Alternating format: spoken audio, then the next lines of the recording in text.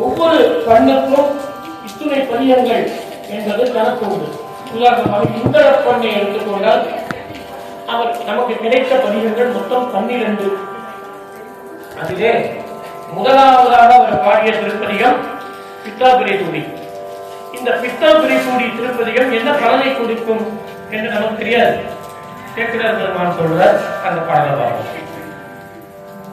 அன்பனை அருளின் நோக்கி அங்கனர் அருளி செய்வார், முன்பனை பித்தன் என்றே முடிந்தனை ஆதலாலே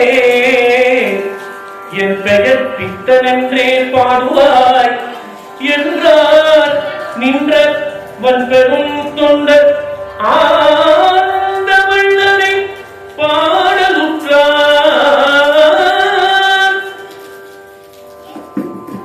கொத்தார் மலர் குழலால் ஒரு கூறாய் அடியவர்பான் மெய்தாயினும் இனியானை. அருமையான வாக்கு. நம்ம எல்லாம் என்ன சொல்லுவோம்? தாயாரதான் தெய்வமா கொண்டாடுவோம். ஆனா தாயை காட்டிலும் தயாவான தத்துவன் யார் என்றால் சிவபெருமான் தான். அதனால சொன்னார் மெய்தாயினும் இனியானை. அதுல மெய்தாயினும், மெய்னா இறைவர் நிர்மலமூர்த்தி அப்படிங்கிறது தான் மெய்தாயின்னு சொன்னார். மற்றதெல்லாம் போய் சிவபெருமான் ஒருவர் தான் மெய். ஏன் அப்படின்னா அவர் மலங்களிலிருந்து விடுபட்டவர். அவருக்கு பெயர் நிராமய ஆன்மா அப்படின்னு பேர், நிர்மலமூர்த்தி அப்படின்னு பேர். நமக்கெல்லாம் ஆணவம் கர்மம் மாயை என்ற மும்மலத்தால் கட்டப்பட்டவர்கள். இறைவர் மும்மலத்திலிருந்து விடுபட்டவர். அதாவது அவருக்கு நிராமய ஆன்மா நிர்மலமூர்த்தி அப்படின்னு பேர். அதான் சொல்றார் மெய்தாயினும் இனியானை அவ்வியன்னாவலர் பெருமான் பித்தா பிழை கூடி என பெரிதாம் திருப்பதிகம் இத்தாரணி முதலாம் உலகின் இனியவனை அன்றாடம் நித்தமும் நியமமாக அவனை நினைக்க வேண்டும் அல்லவா? அதுதானே நமக்கு உய்தி. அப்படி உய்தி தரக்கூடிய உலகெல்லாம் உய்தி பெற தகுதி பெற்ற உலகெல்லாம் உய்ய உறுதியான திருப்பதிகமாக இந்த பதிகம் விளங்குகிறது. இந்த பித்தாபிரைசூடி என்னும் திருப்பதிகம். அதனாலதான் சேக்கிழார் பெருமான் சொன்னார், மற்ற நீ வன்மை பேசி வந்தொண்டனும் நாமம் பெற்றனை நமக்கும் அன்பின் பெருகிய சிறப்பின் மிக்க அருச்சுனை பாட்டே ஆகும். அதனால் மண்மேல் நம்மை சொற்றமிழ் பாடுக என்றார் தூமரை பாடும் வாயார். தூய வேதத்தை மொழிந்த திருவாயை உடைய எம்பெருமானார் மிகவும் விரும்பி கேட்பது இந்த சொற்றமிழ்தான். சுந்தரனுடைய சுந்தர தமிழிலே அவர் பாடியருடைய திருப்பதிகங்களையே ஊதியமாக சிவபெருமான் அணிந்து கொள்கிறார் என்றால் அதில் ஒரு கிஞ்சிற்றும் கூட ஐயமில்லை என்பதே காரணம். எனவே சுந்தரர் அருளி செய்த முதல் திருப்பதிகத்தினுடைய பெயர் உலகெல்லாம் உய்ய உறுதியாம் திருப்பதிகம். அப்ப முதல் உபதேசமே நமக்கு சுந்தரமூர்த்தி நாயனார் என்ன சொல்றாருன்னா, உலகத்தில் வாழ் உயிர்கள் யாவும் உய்தி பெறுவதற்கு சிறந்த வழி எது தெரியுமா? சிவபெருமானை ஏற்றுவதுதான். அந்த பதிகத்துல ஒரு 2 பாடல்கள் சொல்றேன். சிவபெருமான் எங்கெல்லாம் இருக்கார்? ஊனாய் உயிரானாய் உடனானாய் உலகானாய் வானாய் நிலனானாய் கடலானாய் மலையானாய் தேனார் பெண்ணை தென்பார் வெண்ணை நல்லோர் அருட்டுரையுளானாய் உனக்கு ஆளாயினி அல்லே ஜனமே.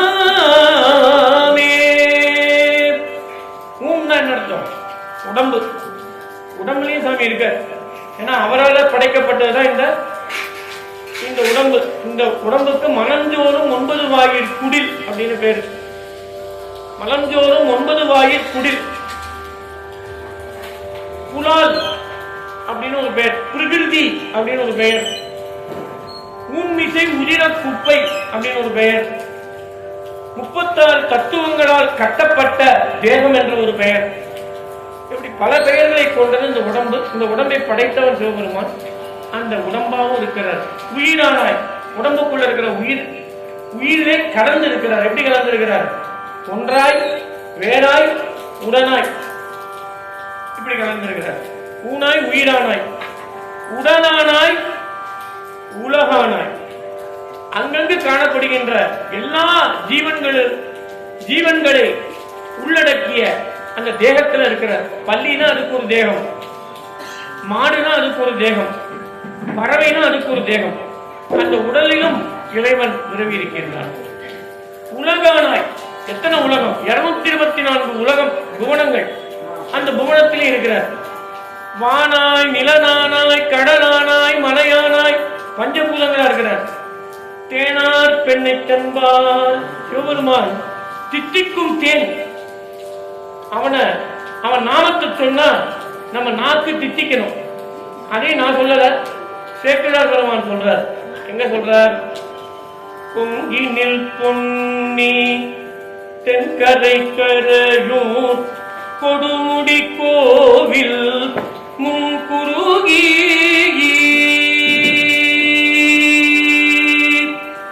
சங்கவன் குழையார் உழைவலம் செய்து தாழ்ந்தடி அன்பினில் தாழ்ந்து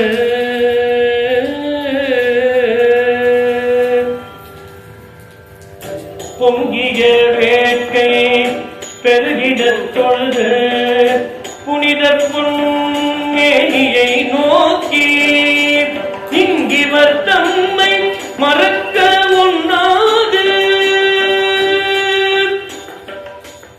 இடையறாது அன்பினில் உரைக்க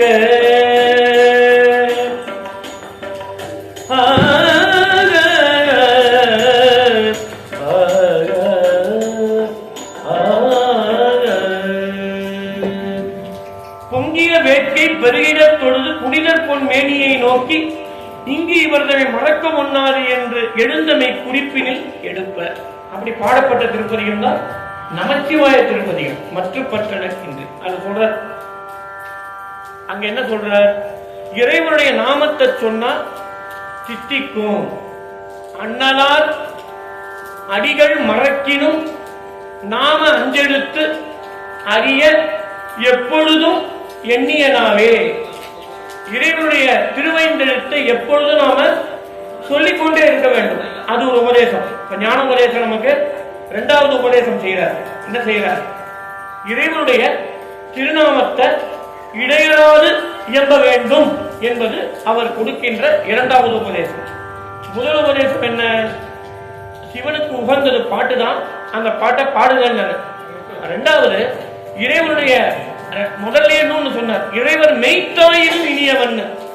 அவன் தாயார போற்றுவான். ஆனால் தாயை விட சிறந்தவன் மெய்த்தாய் ஆக விளங்கும் இனியவனாக இருக்கக்கூடிய சிவபெருமான் ஒருவர் மட்டுமே. அதனால சொன்னார் எண்ணியனாவே இன்சுவை பெறுக. எதை எண்ணணும்? திருவைந்தெழுத்தை எண்ணணும். அந்த திருவைந்தெழுத்துக்கு என்ன பேரு? நமச்சிவாய. 5 எழுத்துக்களால் ஆன மந்திரம் தான், நாம மந்திரம் தான் நமச்சிவாயங்கிற மந்திரம். இன்சுவை பெருக.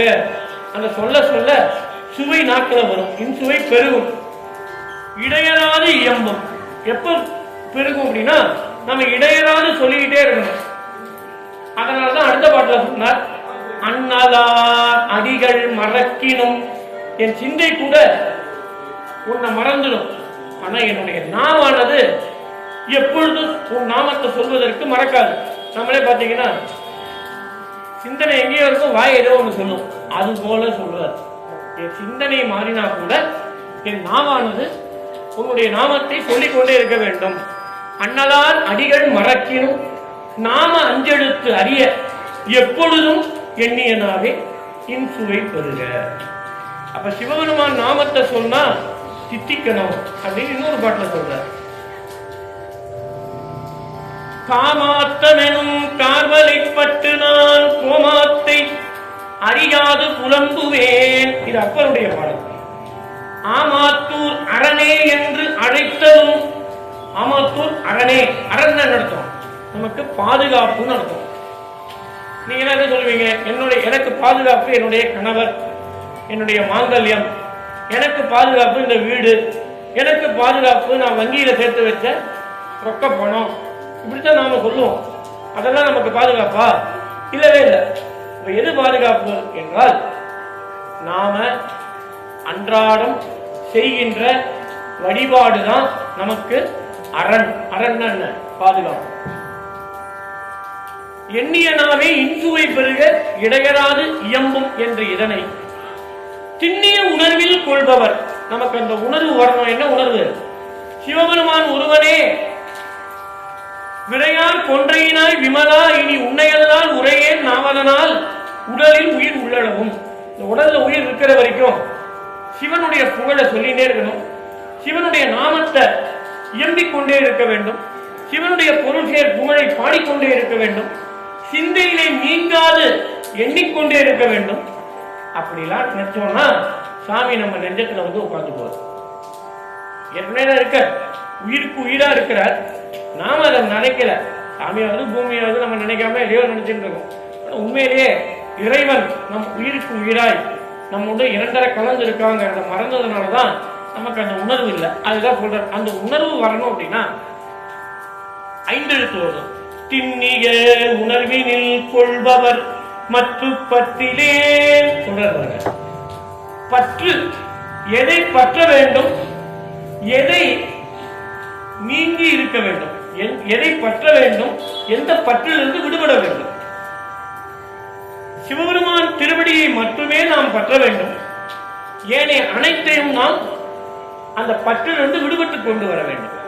என்ன பற்றை எதிலிருந்து விடுவிக்கணும் அப்படின்னா, சிவன் அல்லாத விருப்பங்களை நாம் மறக்க வேண்டும். உதாரணமா ஆண்கள் தான் என்ன சொல்லுவாங்க? ஒரு மகிழ்ந்து வாங்கணும், வீடு கட்டணும், பணம் சேர்த்து வச்சுக்கிட்டே இருப்பான். அந்த ஆசையெல்லாம் விட்டுருந்தோம். கிடைத்ததை வச்சு சிவனுக்கு தொண்டு செய்யணும். அதுபோல கோமாத்தை அறியாது புலம்புவேன் ஆமாத்தூர் அரணே என்று அழைத்தரும் தேமா திங்கனி போல தித்திக்குமே. சிவன் நாமம் தித்திக்கும் என்பது நமக்கு சுந்தரர் சொன்ன ஒரு உபதேசம். அப்ப 2வது உபதேசம், சிவனுடைய திருநாமத்தை நித்தமுமாக நியமமுமாக ஓதிக்கொண்டே இருக்க வேண்டும். இதுதான் 2வது உபதேசம். சுந்தரர் அருளிய முதல் திருப்பதிகத்திலே 9வது பாட்டுல சிவனுக்கு ஒரு நீதி சொல்றார். தொழுவாடவர் துயராயின தீர்த்தல் உன தொழிலே. 2 பேருக்கும் சொல்றார். சிவபெருமான் நம்முடைய துன்பங்களை துடைக்கணும் அப்படின்னா நாம் அவனை தொழணும். அடிமையினுடைய தொழில் சிவனை தொழுவது. தொழுவது எதற்காக? சரணாகதி. என் கையில் எதுவும் இல்லை, என் செயலாவது யாதொன்றும் இல்லை, இனி தெய்வமே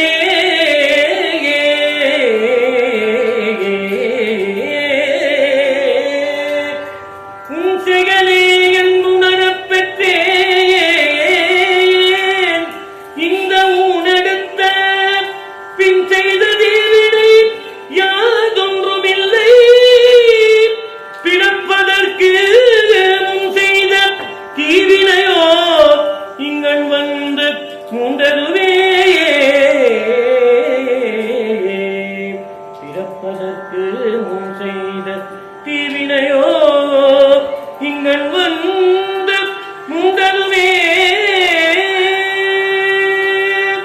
பட்டத்தார் பாடல் என்ன செய்கிறார்? சரணாகதி தத்துவம். அதுக்கு இந்த பாட்டை எடுத்தேன். என் செயல்னு எதுவும் இல்லை, என் செயல்னு எதுவும் இல்லை, இனி தெய்வமே உன் செயலே என்று உணரப் பெற்றேன். எதனால? முன் செய்த தீவினையினால. பாருங்க, என் செயலாவது யாதொன்றும் இல்லை, இனி தெய்வமே உன் செயலே என்று உணரப் பெற்றேன். எப்ப? இந்த ஊனெடுத்த, இந்த பிறவி எடுத்த பின் செய்த தீவினை அதுக்கப்புறம் அவர் ஒண்ணுமே செய்யல, தப்பு ஒண்ணும் பண்ணல. யாதொன்றும் இல்லை நான் செய்யல. பிறப்பது அப்ப எதனால வந்தது? பிறப்பதற்கு முன் செய்த, ஏற்கனவே போன பிறவியில செஞ்ச பாவம் தான் தீவினையோ, நான் செய்த பாவம் இங்கன் வந்து முண்டதுதே. பிறப்பதற்கு முன் பழைய ஜென்மத்தில் செய்த தீவினை தான் இந்த தண்டனைக்கு என்னை ஆட்படுத்தியதோ, இந்த கழுமரத்தில் என்னை ஏற்ற செய்ததோ அப்படின்னு வருத்தப்படுற. அப்ப இதுல என்ன தெரியுது? இதுல ஒரு உபதேசம் என்ன அப்படின்னா, நான் என்ற அகப்பற்றும் எனது என்ற புறப்பற்றும் நீங்கி என் செயல் என்று எதுவும் இல்லை, உன் செயலே என்று நாம் உணர வேண்டும் என்பதுதான் நமக்கு கிடைக்கிற மூன்றாவது உபதேசம். அப்ப நாம என்ன செய்யணும் அப்படின்னா, நான் மாரடிச்சு கூடாது. நான் தான் பண்ணினேன், இந்த வீட்டுக்கு நான் தான் எஜமானி, இந்த வீட்டுக்கு நான் தான் எல்லாம் பண்ணுவேன் அப்படின்னு சொன்னா சாமி விலகிடுவார். ஏன்னா நான் என்ற அந்த அகப்பற்று நம்ம விட்டு நீங்க எனது, அது எனது எனதுன்னு சொல்லும் போது எப்படி சொல்லுவோம்? எனது என்னுடைய பொருள் அப்படிங்கும் போது எனக்கு அப்பாற்பட்ட ஒரு பொருள், புறத்துல இருக்கக்கூடிய பொருள் எனது. எனது பொருள், எனது தட்டு, எனது மலர், எனது இந்த தண்ணீர் குடிக்கிற கோப்பை, அப்படி என்னது கைபேசி அப்படின்னா என்னதுன்னு என்ன இருக்கு? என்னுடைய பொருள் எதுவுமே இல்லை, எல்லாம் யாரால கொடுக்கப்பட்டது? ஈசன் கொடுத்த பொருள். அப்ப நான் என்ற அகப்பற்றும் எனது என்ற புறப்பற்றும் நீங்கி அவனை சரணாகதி அடைய வேண்டும் என்பதுதான் நமக்கு கிடைத்த மூன்றாவது உபதேசம். அதைத்தான் சுந்தரர் சொல்ற, தொடுவாரவர் துயராயின தீர்த்தல் உன தொழிலே. தொடுவார்க்கே அருளுபவன் சிவபெருமான். தொடுவார்க்கே அந்த ஏகாரத்தை போட்ட தொடுவார்க்குன்னு சொல்லல, தொடுவார்க்கே அப்படின்னா தொழுதுவனுக்குத்தான் சாமி துயரத்தை தீர்ப்பான். ஏன்? நாம சரணாகதி அடையணும். இதுதான் முதல் திருப்பதிகத்துல நமக்கு கிடைத்த உபதேசம். பன்முறையில இந்த இடத்துல 12 பதியம் கிடைச்சிருக்குன்னு ஏற்கனவே சொன்னேன். அதுல இரண்டாவதா பாடப்பட்ட பண் வரிசைப்படி வரக்கூடிய திருப்பதிகம் திருப்பரங்குன்றம் அப்படின்னு ஒரு திருத்தலம். மதுரையம்பதிக்கு பக்கத்துல இருக்கிற 14 திருத்தலங்களிலே பாண்டிய நாட்டு தலங்களும் அந்த திருப்பரங்குன்றம் உண்டு. இந்த பதிகம் ராஜாக்களுக்கு முன்பாக அரசர்கள், அந்த எந்த ராஜா அப்படின்னு பார்க்கணும்.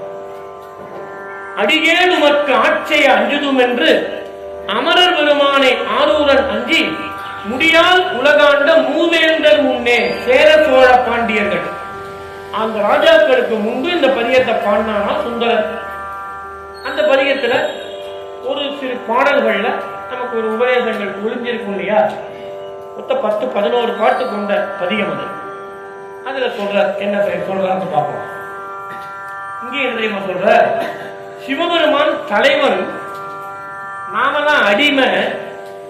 அவனுக்கு தொண்டு செய்யணும்னா நாம எப்படி இருக்கணும்? பயப்படணும். ஏன் பயப்படணும்? எஜமான் வந்தா நம்ம பயப்படுவோமா? சிரிப்போமா? சாமி எஜமான் வந்திருக்கிறார், எழுந்து நில்லுங்க. வேலை பார்க்குற இடத்துல உங்க அதிகாரி வந்திருக்கிறார், செல்யூட் அடிப்போம் இல்லையா? கணவர் வர, ஐயா வந்து உங்க வீட்டுக்காரர் வராருங்க அப்படின்னா மனைவி என்ன பண்ணுவோம்? எழுந்து நின்று. அந்த காலத்துல அந்த மரியாதைங்கிறது நம்மளை விட பெரியவங்க வந்தா நாம கொடுக்கிற மரியாதை தான் இந்த பதிகத்தில் நமக்கு கொடுக்கப்பட்ட சுவாமி நமக்கு எஜமானர். அப்ப அவருக்கு நாம ஆட்படுவதோ தொண்டு செய்வதற்கோ எப்படி இருக்கணும்? அச்சப்பட்டு செய்யணும், பயந்து செய்யணும், வினயத்தோட செய்யணும். பயந்து செய்யணும், வினயத்தோட செய்யணும், அடக்கத்தோட செய்யணும். இது இறைவன் நமக்கு கொடுத்த வாய்ப்பு அப்படின்னு அவருக்கு நன்றி சொல்லணும். இறைவா, உனக்கு நான் என்ன தொண்டு செய்ய போறேன்? எல்லாத்தையும் படைத்தவன் நீ, உனக்கு நான் போய் தொண்டு செய்வதா அப்படின்னு ஏதோ எனக்கு தெரிஞ்சதை நான் செய்யறேன், ஒரு அன்பின் மிகுதியில செய்யறேன்னு ஒரு பணிவோட நாம் அந்த தொண்டை செய்யறோங்கிறது தான் 4வதா சொல்லப்பட்ட ஒன்றே. அப்ப இறைவருக்கு ஆட்படுவதற்கு என்ன வேணும்? அச்சம் வேணும், அன்பு வேணும். அன்பு மட்டும் இருந்தா போராது, அச்சமும் இருக்கணும். இதுதான் சொல்ற அச்சம். அதாவது அந்த ஒரு பாட்டுல சொல்லுவார்,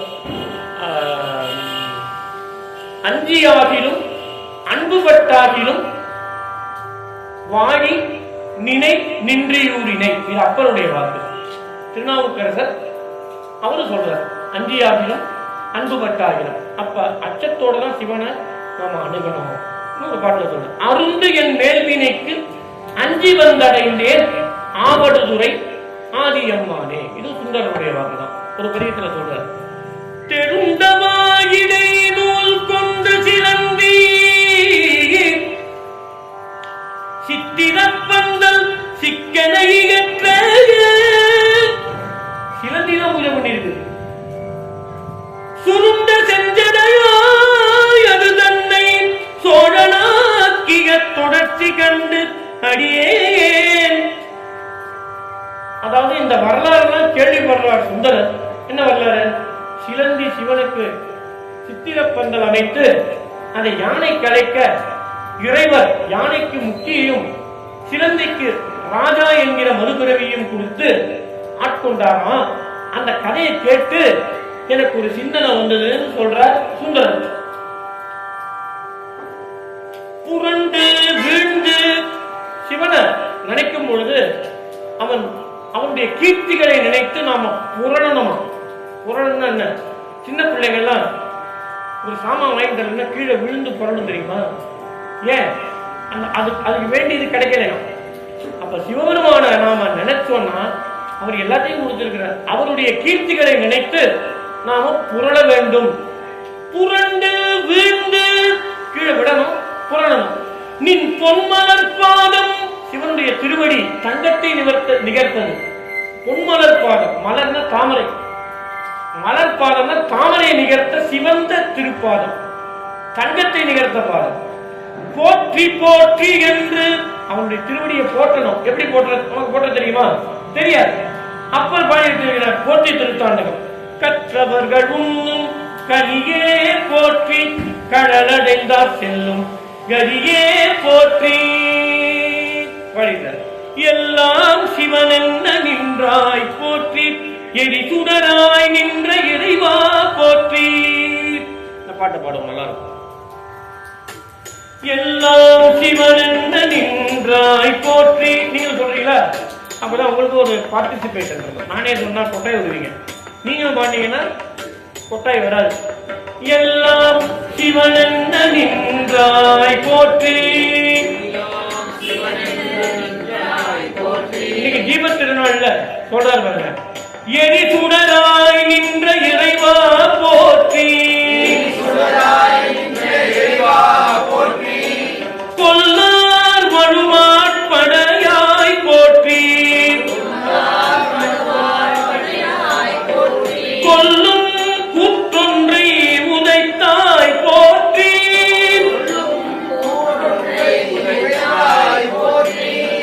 கல்லாதார் காட்சிக்கு அறியாய் போற்றி,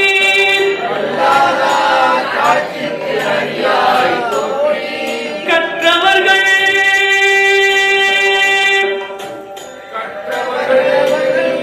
கற்றார் இடும்பை களைவாய் போற்றி.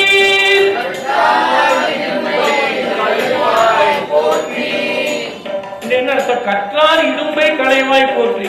அதான் யாரெல்லாம் சிவனை சோத்திரம் செய்கிறார்களோ அவருடைய இடும்பை, இடும்பை துன்பம், அந்த துன்பத்தை சுவாமி தொடைப்பான். அப்ப சிவபெருமான் நம்முடைய துன்பத்தை தொடக்க வேண்டும் என்றால் நம்ம என்ன செய்யணும்? அவனை பற்றி கொஞ்சம் கற்றுக்கொள்ள வேண்டும், அவனுடைய கீர்த்திகளை கற்க வேண்டும். அதான் சொல்றது. வில்லால் எயிலரணம் எய்தாய் போற்றி,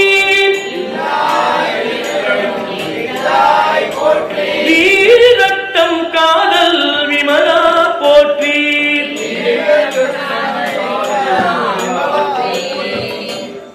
அருமையான பாடல். இது ஏன் சொன்ன அப்படின்னா, போற்றி போற்றி சொன்னார் இல்லையா? பொன்மலர் பாதம் போற்றி போற்றி என்று அன்போடு புலம்பி, அதாவது சிவபெருமான போற்றி துதிக்கும் பொழுது மன நிறைய அன்பு இருக்கணும்.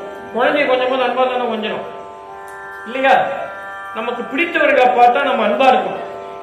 உண்மையானவே நமக்கு பிடித்தவர் யார் தெரியுமா? நம்மை பிடித்தவர். நமக்கு ஒருத்தரை பிடிக்கணும்னா அது ஒருத்தர் தான், சிவபெருமான் தான்.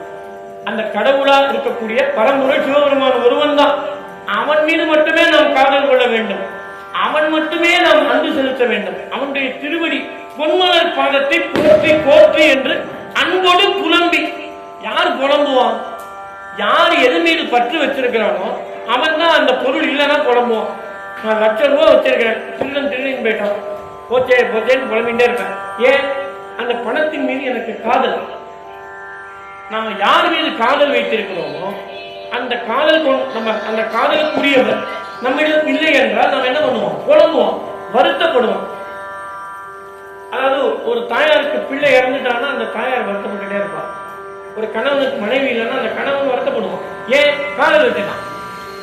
நம்ம உண்மையா யாரை காதலிக்கணும்? சிவபெருமானதான் காதலிக்கணும். அதனாலதான் பற்றுக்களை விடணுங்கிற. பற்றுக்களை விட்டுட்டோம்னா நமக்கு எந்த இழப்பும் ஏற்படாது. பற்று வச்சோம்னா ஆபத்து, பற்று வைக்கலன்னா ஆபத்து இல்லை. ஆனா ஒருத்தர் மேல பற்று வைக்கணும். அது யாரு? அந்த ஒருவன், ஒப்பற்றவன், அந்த ஈசன். அதுதான் சொல்ற போற்றி போற்றி என்ற அன்போடு புலம்பி. இங்க சொல்ற ஏன் இந்த பாட்டை எடுத்த அப்படின்னா, அஞ்சி இறைவனை வழிபாடு செய்யணும் அச்சம் கொண்டு. ஆனா அருண்டு என் மேல்வினைக்கு அஞ்சி வந்தடைந்தேன். அருண்டு என் மேல்வினைக்கு அஞ்சி வந்தடைந்தேன். நான் செய்த பாவத்தை நினைத்து அஞ்சி உன் திருவடியை சரணடைந்தேன். ஆவடுதுறை ஆதியம்மானே அப்படின்னு சுந்தரர் பாடுறார். அப்ப நமக்கு கிடைத்த 4வது ஞானோபதேசம் என்ன அப்படின்னா, இறைவரட்ட அச்சம் கொண்டும் அன்பு கொண்டும் அவனுடைய பொன்னை நிகர்த்த மலர் பாதங்களை போற்றி போற்றி என்று அன்போடு புலம்பி, அது மட்டுமல்லாது நாம் செய்த மேல்வினைக்கு, மேல்வினைன்னு அர்த்தம் இப்ப செய்யற பாவம், ஏற்கனவே நாம் சுமந்து வந்த பிராரத்த வினை, ஏற்கனவே பழைய ஜென்மத்துல செய்த சஞ்சீத வினை, இதெல்லாம் நினைச்சு பயப்படணும். பாவம் செஞ்சவங்க பயப்படதான் செய்வோம், திருடனவன் பயப்படதான் செய்யறோம். ஐயோ போலீஸ் பிடிச்சிருவானு. அப்ப நாமளும் பயப்படணும். எதை நினைச்சு? நாம செய்த பாவத்தை நினைச்சு. நாம எல்லாம் பாவம் செய்தவர்களா புண்ணியம் செய்தவர்களா அப்படின்னா, மனித பிறவி எடுத்த எல்லோருமே ஏதோ ஒரு பாவத்தின் காரணமாக தான் இந்த பிறவி கிடைச்சிருக்கு. அப்ப நாம் அனுபவிப்பதை வைத்துக் கொண்டு அனுமான பிரமாணத்தால் ஒரு காரணத்தை கண்டுபிடிக்கிறோம். ஒரு இடத்துல புகையுது அப்படின்னா அங்க நெருப்பு இருக்குன்னு அர்த்தம். புகையை வச்சு என்ன கொண்டு வரும்? நெருப்பு அங்க இருக்குன்னு சொல்றோம். அதுக்கு பேர் அனுமான பிரமாணம்னு பேர் இல்லையா? அதுபோல நம்ம பிறப்பு எடுத்துட்டோம் அப்படின்னா நம்ம பாவம் செஞ்சிருக்கோம் அப்படின்னா அதனுடைய பொருள். அப்ப அதுல இருந்து விடுபடுவதற்கு தான் நம்ம முயற்சி பண்ணணும். நம்ம யாருமே செய்யறதே இல்லையே. புதுசா பாவத்தை விலகிட்டோம். அதுக்கு என்ன காரணம்? அதுக்கு என்ன காரணம்னா, நம்மை பற்றி உள்ள ஆணவம் என்கின்ற அறியாமை. ஆணவம் என்கின்ற அறியாமை. அந்த ஆணவ இருள் நீங்கணும்னா சிவநாமத்தை சொல்லணும். அதுதான் அந்த பாட்டு சொல்லுது. அருந்தியன் மேல்வினைக்கு அஞ்சி வந்தடைந்தேன் ஆவடுதுறை ஆதியம்மானேன்னு இந்த 4வது உபதேசத்தை சுந்தரத்தடர் அச்சப்பட்டாவது சிவனை நாம போய் வழிபாடு செய்யணும் அப்படின்னு சொல்றாரு. அடுத்த பதியம் பார்ப்போம். அடுத்த பதியம் என்ன சொல்றது அப்படின்னா, திரு நெல்வாயில் அறத்துறை. இது சுந்தரர் பாடின திருத்தலம் தான். இதுல ஒரு உபதேசம் ஏற்கனவே சேர்க்கிறார் பெருமான் சொல்லிட்டு போயிருக்கிறார். என்ன தெரியுமா சொல்றார்? பொருளும் சொல்லுங்க, பொருளும் ஞானமும் போகமும் போற்றி என்பார்க்கு அருளும் அங்கனர் அறத்துறையை வந்தடைந்தார். இந்த ஊருக்கு பேர் திரு நெல்வாயில் அறத்துறைன்னு பேர். திருஞான சம்பந்த பெருமானுக்கு முத்து சிவிகை சிவபெருமான் கொடுத்தார். என்ன கொடுத்தார்? ஏன்? அவர் சிரமப்படக்கூடாது, நடந்து வந்து அவர் கால் வலிக்கும். யாருக்கு? ஞான சம்பந்தருக்கு. அந்த முத்துச்சிவிகை பெற்ற திருஞான சம்பந்தர் ஒரு பதியம் பாடுறார். என்ன பதியம் தெரியுமா? அந்த பாட்டை பாடுவார். எங்கை ஈசன் எம்பெருமான். சொல்லுங்க. ஏறமர் கடவுள் என்று ஏற்றி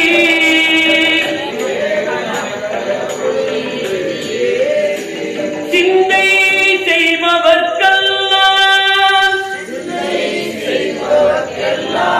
சென்று கை கூடுவதென்றால்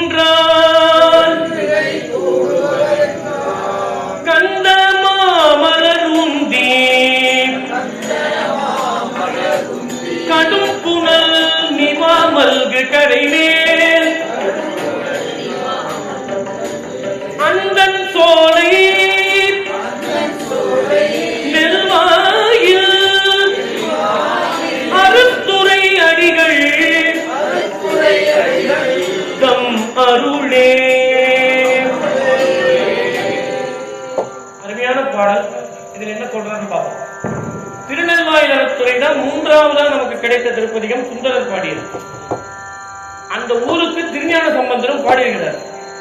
அதுல என்ன சொல்றார் அப்படின்னா, நான் ஏற்கனவே சொன்னேன், சிவபெருமானை நம்ம பார்க்கும் போது அவங்க நமக்கு எஜமான், நமக்கு தந்தை. எந்தை அப்படின்னா தந்தையா. தந்தையாருங்கும் போது என்ன ஒரு உரிமை வரும். அப்பா எனக்கு வாங்கி விடும், உரிமையா பேசும். அப்ப அங்க தோழமை திறமும் இருக்கு, உரிமையும் இருக்கு. அங்க தோழமை திறமை இருக்கு. எந்தை. ஈசன், ஈசன் தான் குருவான். எந்தைனா ஈசன்னா எல்லாருக்கும் ஈனாதவன் ஈசன் ஒருவனே, முடிவே இல்லாதவன், அவனுக்கு அழிவே கிடையாது. அப்படிங்கும் போது அவன்கிட்ட என்ன ஒரு மரியாதை வரும். ஓ சாவே மாட்டாரியா அப்படின்னா இவ்வளவு பெரிய விஷயம். அது ஈசனுக்கு மட்டுமே உள்ள ஒரு குணம். ஈரில்லாதவன் ஈசன். ஈசன்னா என்ன அர்த்தம்னு உங்களை யாராவது கேட்டா நீங்க சொல்லணும். ஈசன்னா ஈரில்லாதவன் அப்படின்னு தேவாலயம் சொல்லுது. ஈரில்லாதவன் ஈசன் ஒருவனே, முடிவில்லாதவன். அப்ப ஈசன் வரும் பொழுது நாம அவன் மேல நமக்கு ஒரு மரியாதை வருது. எம்பெருமான், பெருமான்னா தலைவன். தலைவனை பார்த்தா தொண்டை எப்படி இருப்பான்? சாமி ஐயா சொல்லுங்க ஐயா, உடனே கேட்கிறேன். ஸ்டாலினை பார்த்தா அவன் கீழே உள்ள அமைச்சர்கள்லாம் ஐயா சொல்லிட்டாரு, உடனே கீழ்ப்படிவான். ஏன்? அவன் தலைவன். அப்ப சிவபெருமானை பார்த்தா அவனை தலைவனா பாவித்து நாம தொண்டனா என்ன செய்யணும்? கீழ்ப்படிந்து ஒழுகணும். என்னென்ன கீழ்ப்படியணும்? இறைவா நீ தான் தலைவன், நான் எஞ்ஞான்றும் அடிமை, நான் எஞ்ஞான்றும் அடிமை. அதனை எஞ்ஞான்றும் பெத்தத்திலும் முத்தத்திலும் நான் அடிமை. பெத்தத்திலும் முத்தத்திலும் தான் என்ன அர்த்தம்? பெத்தம்னா கட்டு உண்ட நிலை. கட்டு உண்ட நிலை என்ன அர்த்தம்? ஒன்றுக்காக சொல்றேன். கட்டு உண்ட நிலைனா இந்த உயிர் மும்மல கட்டினால் கட்டப்பட்டது. ஆணவம் கண்மம் மாறி, அதான் பெத்த நிலை. அந்த உயிரை பிடித்திருக்கக்கூடிய மும்மலம் விடுபட வேண்டும் என்பதற்காக சிவபெருமான் ஒரு 36 தத்துவத்தை உடைய ஒரு உடம்பு கொடுக்கிறார் இந்த உயிருக்கு. அப்பதான் இந்த உயிர் நல்ல விடயங்களை புரிந்து கொண்டு தெரிந்து கொண்டு சிவ வழிபாட்டை மேற்கொள்ளும். அப்படி சிவனை வழிபட அந்த மும்மலக்கட்டு அந்த உயிரை விட்டு நீங்கும். எப்படி? இப்ப மெழுக நெருப்புல போட்டா மெழுகு என்ன ஆகும்? உருகும். அப்படியே இருந்தால் உருகாது. அப்ப உயிர்க்கு இருக்கிற மும்மலம் அற வேண்டும் என்றால் அது உருக வேண்டும். அது எப்ப உருகும்? சிவனை நினைச்சாதான் உருகும். சிவன் எப்படி இருப்பார்? நெருப்பு வடிவம். நெருப்புல எந்த பொருளையாவது போட்டா அப்படியே வருமா? வராது, மறைஞ்சு போயிடும். அது போல சிவபெருமான் நெருப்பு வடிவமா இருக்கிறான். இன்னைக்கு கார்த்திகை தீபம், சிவபெருமான் செம்மேனி அம்மான், தழவது உருவத்தான், தழற்போல் மேனி செய்யான், நொந்தா ஒன் சுடரே இல்லக விளக்கு, அணங்கு உமை பாகமாக அடக்கிய ஆதிமூர்த்தி, வணங்குவார் இடர்கள் தீர்க்கும் மருந்து, தளிர்போல் மெல்லடியால் தன்னை ஆகத்தமர்ந்தருளி எளியாய் வந்தேன் உள்ளம் புகவல்ல மெய்ப்பொருளே, பொய்யா நாவதனால் புகழ்வார்கள் மனத்தினுள்ளே மெய்யே நின்று எரியும் விளக்கே ஒத்த தேவர் பிரான். சாமி எப்படி? விளக்கு, ஒளிவளர் விளக்கு, கோதிலா அமுது, அருட்பெரும் ஜோதி புகழ்ந்து பாடிக்கிட்டே இருக்காங்க. ஏன்? சிவபெருமானுடைய பொருள் சேர் புகழை நம்ம உடம்புல உயிர் இருக்கிற வரைக்கும் என்ன பண்ணணும்? சொல்லிக்கிட்டே இருக்கணும். அப்படி சொல்லிக்கிட்டே இருந்தாதான் மும்மலக்கட்டு, அதாவது அறியாமை இருள் நம்மை விட்டு அகலும். இல்லையா? அதுதான் இந்த பதிகத்தில் சொல்றார். எந்தை ஈசன் எம்பெருமான் ஏரமர் கடவுள். ஏரமர் கடவுள்னு இந்த ரிஷபத்துல வர பெருமான். இன்னைக்கு பிரதோஷம், சாமி ரிஷபத்துல வந்தார். ஏரமர் கடவுள் என்று ஏத்தி. அப்ப சிவனை பார்க்கும்பொழுது எந்தை ஈசா எம்பெருமான் அப்படின்னு சொல்லி ஏத்தணும். ஏத்தணும்னு என்ன அர்த்தம்? ஏத்துவது என்றால் நம்முடைய சொல்லணும், வாயார சொல்லணும், மனசால நினைக்கணும், சிந்தையால நினைக்கணும், வாக்கால சொல்லணும், உடம்பால தொண்டு செய்யணும். அதான் மனம், வாக்கு, காயம், சிந்தை, சொல், செயல், முக்கரணங்களால சிவனுக்கு நாம தொண்டு செய்யணும். தொண்டுனா என்ன? சிந்தை நினைக்கணும், நினைச்சாதான் சொல்லுல வரும், சொன்னாதான் செயல்ல வரும் இல்லையா? இது மூணையும் செய்யணுங்கிறார். எந்த ஈசன் எம்பெருமான் ஏழமர் கடவுள் என்று ஏற்றி சிந்தை செய்வோம். இதான் நமக்கு கிடைக்கிற 6வது உபதேசம். சிந்தை செய்பவருக்கு அல்லால் சென்று கை கூடுவதென்றால், சொல்லுங்க, சிந்தை செய்பவருக்கு அல்லால் சென்று கை கூடுவது என்றால் என்ன அர்த்தம்? இதுல எதிர்மறையா சொல்ற, அதாவது நீ இதை செய்யலன்னா அது கிடைக்காது அப்படின்னா அதை செஞ்சாதான் கிடைக்கும். இது செய் கிடைக்கும்னு சொல்லல, இதை நீ செய்யலன்னா அது உனக்கு கிடைக்காது. இவ்வளவு அழகா இருக்கு பாருங்க. அப்ப இது கிடைக்கணும்னா நீ அதை கண்டிப்பா செஞ்சே ஆகணும். எதை செய்யணும்? இறைவனை சிந்தையில சிந்திக்கணும். அதான் சொல்ற, சிந்தை செய்பவருக்கு அல்லால், யாரெல்லாம் சிந்தை செய்யலையோ அவனுக்கெல்லாம் சென்று கை கூடுவது என்றால், சிவபெருமான அவன் கூட முடியாது. அதுதான் நெல்வாயினரத்துறை தேவாரம் நமக்கு கொடுக்கின்ற 6வது உபதேசம். என்ன உபதேசம்? ஞான உபதேசம். ஞானம்னா என்ன? அறிவு. ஞானம்னா ஈசன்பால் அன்பு. அந்த ஈசன்பால் அன்பை பெறுவதற்கு நமக்கு இந்த பெருமக்கள் பாடல்கள் தோறும் சொல்லிக்கிட்டே போறாங்க. ஏன் சொல்லிக்கிட்டே போறாங்கன்னா, ஒரு தடவை சொன்னா நம்ம கேட்க மாட்டேங்கிறோமே, ஒரு தடவை சொன்னா நம்ம கேட்க மாட்டேங்கிறோம். குழந்தைக்கு அம்மா சொல்லிக்கிட்டே இருக்கணும், படிடா படிடா படிடான்னு, அப்பயும் படிக்க மாட்டோம். அது போலதான் நாமளும் ஒரு குழந்தை போலதான் இருக்கும். நமக்கு யார் வாத்தியார்? அருளாளர்கள் தான் வாத்தியார். அவங்க சொல்லிக்கிட்டே இருக்காங்க, இதை செய்யி செய்யி செய்யு. நாம என்ன சொல்றோம்? செய்யறேன்னு சொல்லி உள்ளுக்குள்ள செய்ய மாட்டேன்னு செய்ய மாட்டேங்கிறோம். அதுதான் இந்த பாட்டுல கொடுக்கப்பட்ட 6வது உபதேசம். சிந்தை செய்பவருக்குத்தான் சாமி அகப்படுவார். இதையே சுந்தரரும் சொல்றார். என்ன பாட்டுன்னு சொல்றேன்? கோடுயர் கோங்கலர் வெங்கையலர் மிகவும் திவரும் நிபதின் கடைமேயே. நிபா நதி தான் அங்க ஓடுற நதி. எங்க நெல்வாயில் நடத்துறீங்க.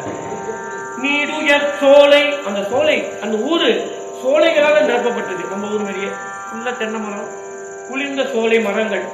நெல்வாயில் அறத்துறையாய், நெல்வாயில் அறத்துறை நின்மலனே. எப்படி? நின்மலனே. சிவபெருமான் மும்மலத்திலிருந்து விடுபட்டவர். இங்க சொல்றார், நல்லா கவனிங்க. நினைவார் மனத்தாய், யார் நினைக்கிறானோ அவன் மனசுலதான் சாமி வருவார். இது நமக்கு இறைவர் நமக்கு இன்னைக்கு கொடுக்கிற ஞான உபதேசம். என்ன? நினைவார் மனத்தாய். சாமி யார் நினைக்கிறானோ, கொண்டாடுற இடத்துலதான் கடவுள் தெய்வம் இருக்கும்னு சொல்றோம் இல்லையா? கொண்டாடுற இடத்துலதான் குழந்தையும் வரும். கண்ணே மணியேனா ஓடி வரும். கோபமா ஏதாவது நம்ம முறைச்சோம்னா உடைய போயிடும். கடவுள் அப்படிதான். அன்பா இருந்தால் அகப்படுவார், கோபப்பட்டால் தூரத்துக்கு போயிடுவார், பக்கத்துக்கே வரமாட்டார். அப்ப நினைவார் மனத்தாய். அப்ப நமக்கு கிடைக்கப்பட்ட 6வது ஞான உபதேசம், சிவபெருமான நினைக்கணும். எப்படி நினைக்கணும்? அன்போட நினைக்கணும். சும்மா நினைவு, அன்பா நினைக்கணும். அன்பா கொஞ்சினாதான் குழந்தை வரும். சும்மா கடமை கொஞ்சினா அதுக்கு தெரியும், வேண்டாண்டு போயிடும். அது போலதான் கடவுளும். இந்த பாடலையும் நிறைய உபதேசம் செய்யறார், கருத்துக்கள் சொல்றார். என்ன சொல்றாருன்னா, இந்த பிறவியில நாம சிவநாமத்தை சொல்றோம் அப்படின்னா பழைய ஜென்மத்துல தவம் செஞ்சாலும் அது கிடைக்குமா? இங்க கூடி இருக்கிற அத்தனை பேருமே ஏதோ ஒரு விதத்துல தவம் செய்த காரணத்தினால்தான் இப்படி உட்கார்ந்துருக்கீங்க. அதை நான் சொல்லல, சுந்தரரே சொல்றார். இப்ப அவருடைய பதியத்தை வச்சுதான் ஞானோபதேசம் நடக்குது. சொல்றார், திண்டேர் நெடுவீதி இலங்கையற்போன் திரட்டோல் இருபகுதும் நெறித்தருளி எண்டாடு நெடுவகல் சூழ் புறவின் நெல்வாயில் அறத்துறையின் மலனே. இது ஊரினுடைய சிறப்பு. இங்க விஷயத்துக்கு வர, பண்டே மிக நான் செய்த பாக்கியத்தால், பண்டேன்னா ரொம்ப காலம், ரொம்ப பிறவி முன்னாடி, மிக நான் செய்த பாக்கியத்தால், நான் ரொம்ப பாக்கியம் பண்ணியிருக்கிறேன். பரஞ்சோதி, இன்னைக்கு கார்த்திகை தெய்வம், சாமி எப்படி சொல்ற? பரஞ்சோதி. பரஞ்சோதினா என்ன அர்த்தம்? பரம்னா மேலான, ஜோதினா தீ வடிவம். சிவபெருமான் மேலான தீ வடிவமா இருக்கிறார். பரஞ்சோதி நின் நாமம் பயில பெற்றேன். அவருடைய நாமம் என்ன? நமச்சிவாய. நமச்சிவாய என்னும் அஞ்செழுத்தும் சாமன்று உரைக்க தருதி கண்டாய் எங்கள் சங்கரனே. சிவனுக்கு ஏன் சங்கரத்து பேர் உள்ளது தெரியுமா? சம் அப்படின்னா நன்மைன்னு அர்த்தம், கரன் அப்படின்னா செய்பவன் அர்த்தம். அப்ப சங்கரன்னா நன்மையை செய்பவன். அவன் ஒருத்தன் தான் நமக்கு நன்மையை செய்யும் ஆற்றல் பெற்றவர், வேற யாரும் கிடையாது. உடம்பு முடியலையா, டாக்டர் போய் நம்மளை குணப்படுத்துவாரா? தெரியாது. உங்களுக்கு விதி டாக்டர்கிட்ட போகணும்னு நீங்க போவீங்க, அங்கேயும் சிவன் தான் அந்த மருத்துவர் மூலமா உங்களுக்கு நோயை தீர்க்கிறார். நல்ல பக்குவமுடைய ஆன்மாவுக்கு மருத்துவர் தேவையில்லை. ஏன்? சிவபெருமானே இங்க மருந்தாய் இருக்கிறார். அதுக்கு ஒரு பாட்டு இருக்கு, சொல்லட்டுமா? சொல்றீங்களா? மருந்தானை மந்திரிப்பார் மனத்துளானை வளர்மதியம் தடையானை மகிழ்ந்து என் உள்ளத்திருந்தானை இறப்பிடியை பிறப்பினானை இமயவர்த்தம் பெருமானை மயாழஞ்ச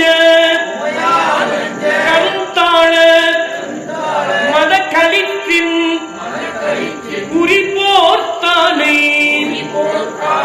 கனமழுவாட்படையானை பலி கொண்டு ஊரூர் திரிந்தானை திருவானைக்காவுடானை செழுநீர் திறனைச் சென்று ஆடினேனே. திருவானைக்கா ஜம்புநாயகருக்கு செழுநீர் திறனாதர்னு ஒரு பேர்.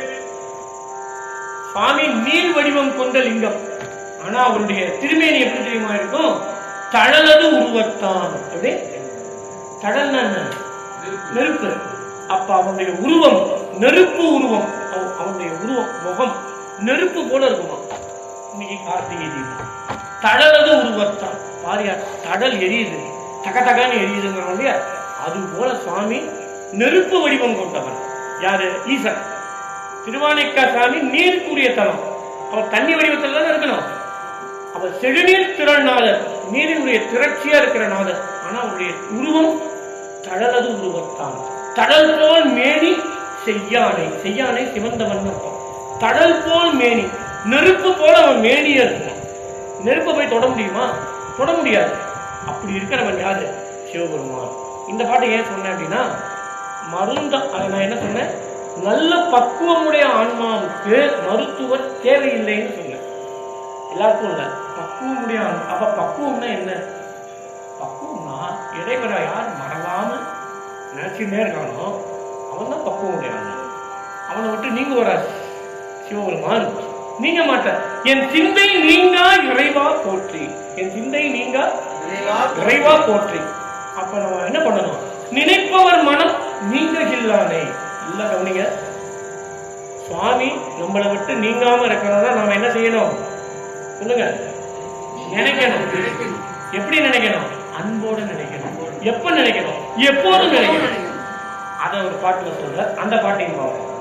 தஞ்சம் என்று தன் தானது அடைந்த பாலன்மேல் வந்த காலனை உருள நெஞ்சில் ஓர் உதை கொண்ட பிரானை. இந்த இடத்துலதான் உபதேசம் வருது. ஏழாவது உபதேசம். என்ன உபதேசம்? நினைப்பவர் மனம் நீங்க இல்லானை விஞ்சை வானவர் தானவர் கூடி பிரதோஷம் கடைந்த வேலையுள் மிக்கெழுந்தெறியும் நஞ்சம் உண்ட நல்லாரனை அமுதை நாயினேன் மறந்து என் நினைக்கேனே. அருமையான உபதேசம் சுந்தரர் சொல்றார். நெல்வாயில் அறத்துறை தேவாத்திரையை சொன்னார். என்ன சொன்னார்? நெல்வாயில் அறத்துறை நின்மலனே நினைவார் மனத்தாய். எப்படி சொன்னார்? நினைவார் மனத்தாய், நினைப்பவனுடைய மனத்துலதான் சிந்தை நீங்காம இருப்பார். அப்ப நமக்கு நோய் வருது, கஷ்டம் வருது அப்படின்னா நாம அவனை நினைக்கலன்னு அர்த்தம். நம்ம அவனை நினைக்கல. எப்படி நினைக்கல? எப்போதும் நினைக்கல. எப்ப பார்த்தாலும் அவனே நினைச்சிட்டு இல்ல. அதான் நமக்கு என்ன வருது? சிக்னல் கொடுக்கிறார் சாமி, நீ என்ன மறக்கிற நினை. அப்ப நினைக்க நம்ம முற்படும் பொழுது நோய் நம்மளை விட்டு விலகும். நினைக்க மறுக்கும் பொழுது நோய் நம்மை விட்டு நீங்காது. அப்ப நோய் நம்மை விட்டு நீங்கணும்னா என்ன பண்ணணும்? அவனை எப்போதும் நினைக்கணும். அதுதான் இறைவர் நமக்கு காட்டுற சிக்னல். நமக்கு அபாய எச்சரிக்கை ஒன்றார். தம்பி, நான் ஏன் நோய் கொடுக்கிறேன்? அப்பதான் நீ என்ன வாயால அழைப்ப. நோய் கொடுத்தாதான் வாயால அழைப்ப அப்படிங்கிறார். அதான் இந்த பாட்டுல என்ன சொல்ல வந்த அப்படின்னா, அப்படி ஒருத்தர் இருந்தார். யாரு? மார்க்கண்டேயர். மார்க்கண்டேயர் சிவனை மறக்கவே மாட்டார். அந்த பாட்டை என்ன சொல்றது? தஞ்சம் என்று. தஞ்சம் என்ன? சாமி, நீ தான் எனக்கு எல்லாம். உன்னை தஞ்சம் அடைய, சரணாகதி அடையில, நீ தான் எனக்கு செல்கதியை கொடுக்க வேண்டும். உன்னை தஞ்சம்னு அடைஞ்சிட்ட. தஞ்சம்னு வந்தா சாமி கைவிடுவானா? கைவிடவே மாட்டார். அதுதான் சொல்ற. தஞ்சம் என்று தன் தானது அடைந்த. சாமியுடைய பல அங்கங்கள் இருந்தாலும் அவனுடைய திருவடியை தான் தஞ்சம்னு அடையணும். ஏன்? அவன் திருவடி தான் எல்லாத்துக்கும் காரணம். அவன் திருவடி தான் தூக்கிய திருவடி. போன தடவை பார்த்தோம், எடுத்த திருப்பாதம். அந்த எடுத்த திருப்பாதம் தான் இந்த உலகம் இயங்குவதற்கும் நாம செயல்படுவதற்கு எல்லாத்துக்கும் கர்த்தாவா இருக்கு, காரணமா இருக்கு. அதை நினைச்சார் மார்க்கண்டேயர். தஞ்சம் என்று தன் தாழது, தாழ்ந்த திருவடி, தாழது அடைந்த பாலன். பாலன் என்ன? பிரம்மச்சாரி. மார்க்கண்டேயன் பிரம்மச்சாரி. பாலன் மேல் வந்த, அவன் மேலேயும் வரான். யாரு? யமன். அப்ப என்ன அர்த்தம்? எல்லாரையும் ஒரு நாள் கூட்டுவன் கூட்டி கொண்டு போவான், யாரையும் விட மாட்டான். அதுதான் நியதி தத்துவம். நியதி தத்துவம் என்னன்னா, மனிதனா பிறந்த எல்லோருமே ஒரு நாள் இந்த கூட்டை விட்டு உயிர் போயிடும். உயிரை யமன் எடுத்துருவான். அதுக்குள்ள அந்த கால அவகாசத்தை நமக்கு தெரியாது. கால அவகாசம் கண்ணதாசன் பாட்டு சொல்லியிருக்காரு. என்ன பாட்டு? அந்த பாட்டு தேவையில்லை, ஆனா கருத்துள்ள பாட்டு. என்ன சொன்னா, மரணத்தின் நாழிகை முன்பே தெரிந்தால் மனிதன் இறைவனை நினைப்பானா? நினைக்க மாட்டான். அவன் மரணத்தின் நாழிகை சாமி மறைச்சிடுற. தெரிஞ்சா அவன் எல்லாரும் நினைக்க ஆரம்பிச்சிருவான். அதை மறைச்சிடுற. மறைச்சதுனால நம்ம என்ன நினைக்கிறோம்? என்னைக்கும் நம்ம இருப்போம், வாழ்றோம். இன்னும் நான் 20 வருஷம் வாழ்வேன். என்எஸ்சியில ஒரு 16 லட்சத்தை போடு, அது 23 லட்சமா வரும் அப்படின்னு நம்ம என்ன பண்றோம்? டெபாசிட்ட பண்றோம். தப்பல்லவா? நமக்கு தெரியுமா? கூட்டிலிருந்து உயிர் ஓட்டம் பிடிக்கும் காண வேண்டாமா? எதை காண வேண்டாமா? தில்லை எம்பெருமானே, தில்லை நடராஜ பெருமானே காண வேண்டாமோ, சிவனை காண வேண்டாமோ. அது ஒரு சினிமா பாட்டுதான், பாபநாசம் சிவன் அவருடைய பாடல். அப்ப சிவன் திருக்கூத்தை காண வேண்டும். அதுதான் ஆன்மாவிற்கு நாம சேர்த்துக் கொள்ற ஒரு சேமம். ஒரு சேமம்னு அர்த்தம். ஒரு பேலன்ஸ். ஆமா ஆமா, சேம நிதினு வச்சுக்கலாம், லாபம்னு வச்சுக்கலாம். இப்ப இந்த பாட்டுல என்ன தெரிஞ்சுக்கிட்டோம் அப்படின்னா, நினைக்கணும்னு தெரிஞ்சுக்கிட்டோம். தஞ்சம் என்று தன் தாளது அடைந்த பாலன் மேல் வந்த காலனை உருள. யமன் வந்தான், சிவன் யமனே உழைச்சு கொண்டாரு. இவர் எப்போதும் நினைத்துக் கொண்டிருப்பவர் யாரே? மார்க்கண்டேயர். நெஞ்சில் ஓர் உதை கொண்ட பிரானை ஒரே உழைச்சார். யார? யமன. ஏன்? என்னுடைய பக்தனை, என்னுடைய அடியான நீ கூட்டிட்டு போறவரையா? என்ன தைரியம் உனக்கு? என்னையே நினைத்துக் கொண்டிருக்கிறான் மார்க்கண்டேயன். என்னிடத்தில் இருக்கும் போதே உன் காசைக்கு என் மீதும் படும் வண்ணம் நீ அதை செலுத்துவாயா? ஒரே நெஞ்சில் ஓர் உதை கொண்ட பிரானை. ஏன் அப்படி உதைச்சார்? அது காரணம். அதான் அந்த ஞாபகம் உபதேசம். நினைப்பவர் மனம் நீங்க இல்லாதே அப்படின்னு வருது. அப்ப நினைக்கவர் மனம் தான் சாமி நீங்காம இருப்பார். நினைச்சுக்கிட்டே இருந்தார் மார்க்கண்டேயர், நீங்காம இருந்தார் சிவபெருமான். யமன் வந்த பிறகும் யமனையும் உழைச்சு தள்ளிடுவாங்க. அப்ப நாமளும் துன்பப்படாம இருக்கணும் அப்படின்னா இறைவனுடைய திருவடிய அன்போட எப்பொழுதும் நீங்காம நினைத்துக் கொண்டே இருக்க வேண்டும். அதுதான் நெல்வாயில் அறத்துறை தேவாரம் அறிவுரையா சொல்லிட்டு என்னது? நெல்வாயில் அறத்துறை நின்மலனே நினைவார் மனத்தாய். அதுதான் நமக்கு கிடைக்கிற 7வது உபதேசம். அடுத்த பாட்டு சொல்றேன், அடுத்த பதியத்துக்கு போறேன். ஏன்னா அதாவது 1000 பாட்டு இருக்கு. எல்லா பாட்டுக்கும் 1 மணி நேரத்தில் சொல்ல முடியுமா? முடியாது. இப்ப நாம எடுத்துக்கொண்ட தலைப்பு ஞானோபதேசம். ஞான உபதேசம்ங்கிறது யாருக்கு தெரியுமா கொடுக்கணும்? விரும்பி வந்து அடைபவர்களுக்கு தான் கொடுக்கணும். நாமளா போய் சொல்லக்கூடாது. நாமளா போய் வாங்கன்னு உட்காந்து வச்சு சொல்லக்கூடாது. இப்ப நீங்களா வந்திருக்கீங்க, நான் கூப்பிடல, நான் வந்தேன், நீங்களா வந்து உட்காந்தீங்க, ஒரு தலைப்பை எடுத்துக்கொண்டு கூர்ப்பா கவனிக்கிறீங்க. ஏன் ஏதோ ஒரு விஷயம் சொல்றாரு, இதெல்லாம் நம்ம தெரிஞ்சுக்கிட்டோம்னா நாமளும் அதை பின்பற்றி அந்த இன்பத்தை நாமும் அடைவோங்கிற ஒரு வேட்கையில தான் நீங்க என்ன பண்றீங்க, உட்கார்ந்து இருக்கீங்க. அப்ப உங்களுக்கு ஏதோ ஒரு விருப்பம் இருக்குங்கிறது இதன் மூலமா புலப்படுது. அதனால என்ன சொல்ல வந்தேன் அப்படின்னா, விரும்பி வந்து அடைபவர்களுக்கு தான் உபதேசமும் சொல்லணும்.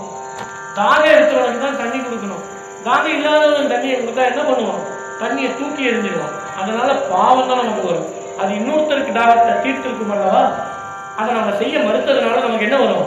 பாவம் வரும். அதுபோல வேட்கை இல்லாதவர்களுக்கு உபதேசம் செய்தால் உபதேசம் செய்பவருக்கும் பாவம். என்ன பாவம்னா தக்கோர் அல்லாதவர்களுக்கு உபதேசம் செய்த பாவம். இப்ப நீங்க எல்லாம் தக்கவர்கள் தான், அதான் உட்கார்ந்துருக்கீங்க. இதுதான் நமக்கு கிடைத்த 7வது உபதேசம். 8வது உபதேசம் போவோம். சுந்தரமூர்த்தி நாயனார் அவருடைய நிலவுலக வாழ்க்கையை முடிச்சுக்க போறார். அஞ்சை களத்துல பாடுறார். அஞ்சை களத்துல பதிகம் பாடுறார். அஞ்சை களத்தை அப்பரை நோக்கி பதிகம் பாடிட்டு இருக்க. அவருக்கு தெரியாது, என்ன தெரியாது, வெள்ளையான வரப்போகுது, நாம் அவன் ஏறி போறோம், சிவபெருமான் கைலாயத்திலிருந்து அழைப்பு விட்டுருக்கிறார் அப்படின்னு அவருக்கு தெரியாது. ஆனா ஒரு பதிகம் அப்ப அவர் பக்குவம் நிறைந்தவரா இருக்கிறார். ஏன்னா எல்லா துன்பத்தையும் அனுபவிச்சுட்டார். கண்ணு போச்சு, உரோமத்துல, அதாவது அந்த தோல் வியாதிகள் வந்தது. என் உடம்பு அடும் பிணின்னு சொல்லக்கூடிய தோல் வியாதி. அது மின்மாமகங்கள் பாடி துருத்தியில தான் அவர் தீர்த்து கொண்டார். பதிகம் பாடி ரொம்ப துன்பங்களை அனுபவிச்சவர் சுந்தரர். துன்பம் எதனால வந்தது அப்படின்னா, அவருக்கே என்ன சொல்றாரு, நான் ஒரு நினைக்க மறந்துட்டேன் அப்படின்னு. நான் பிழை உடன்படுவாரன் பிழையை ஒத்துக்கிறார். என்ன ஒத்துக்கிறாரு? நான் நினைக்கிற சாமி, அதை என் கண்டு போச்சு. அப்ப மீண்டும் அவரை நினைப்பதற்கு இந்த துன்பம் ஒரு காரணமா மாறுது. அதைத்தான் அந்த பதியத்துல சொல்றார். என்ன பதியத்துல? அஞ்சை களத்தின் பதியத்துல ஒரு பாட்டுல சொல்ற. அந்த பாட்டை பார்ப்போம். முக்கியமான பாடல்கள் மட்டும்தான் நான் உங்களுக்கு சொல்றேன், எல்லா பாட்டையும் சொல்லல. ஏன்னா எல்லா பாட்டுக்கும் அர்த்தம் சொல்லிட்டே போனா கேட்கலாம். ஆனா முக்கியமான பாடல்கள் அர்த்தம் சொன்னா உங்களுக்கு கொஞ்சம் இது ரொம்ப முக்கியமான பாடல்.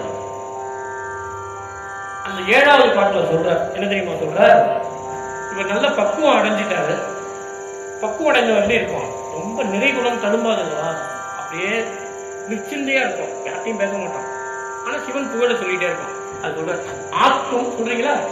ஆக்கும் அழிவும் அமைவும் நீ என்பன்னால் சொல்லுவார் சொல் பொருள் அவை நீ என்பன்னால் நாக்கும் செவியும் கண்ணும் நீ என்பன்னால் நலனே இனி நானுனை நன்குணர்ந்தேன். இதுதான் 8வது உபதேசம். என்ன, நமக்கெல்லாம் பக்குவம் வந்துருச்சா அப்படின்னா வரலன்னு தான் சொல்லணும். வந்திருந்ததுன்னா நம்ம இங்க உட்கார்ந்துருக்க மாட்டோம். சிவன் நம்மளை கூட்டிட்டு போயிருப்பாரு எங்க, அவர் உலகத்துக்கு. அப்ப நாம இங்க இருக்கோங்கிறதுனால என்ன பெறப்படுது, நமக்கு இன்னும் பக்குவம் வரலன்னு தெரியுது. ஆனால் பக்குவம் வருவதற்கு என்ன வழின்னு தெரிஞ்சுக்கணுங்கிற ஆசை உங்கள்கிட்ட இருக்கு. அதுவே நீங்க பாஸ் ஆயிட்டீங்க. புரியுதுங்களா? அந்த பக்குவம் என்னங்கிறது தான் இந்த பாட்டு சொல்லுது. என்ன தெரியுமா சொல்லுது?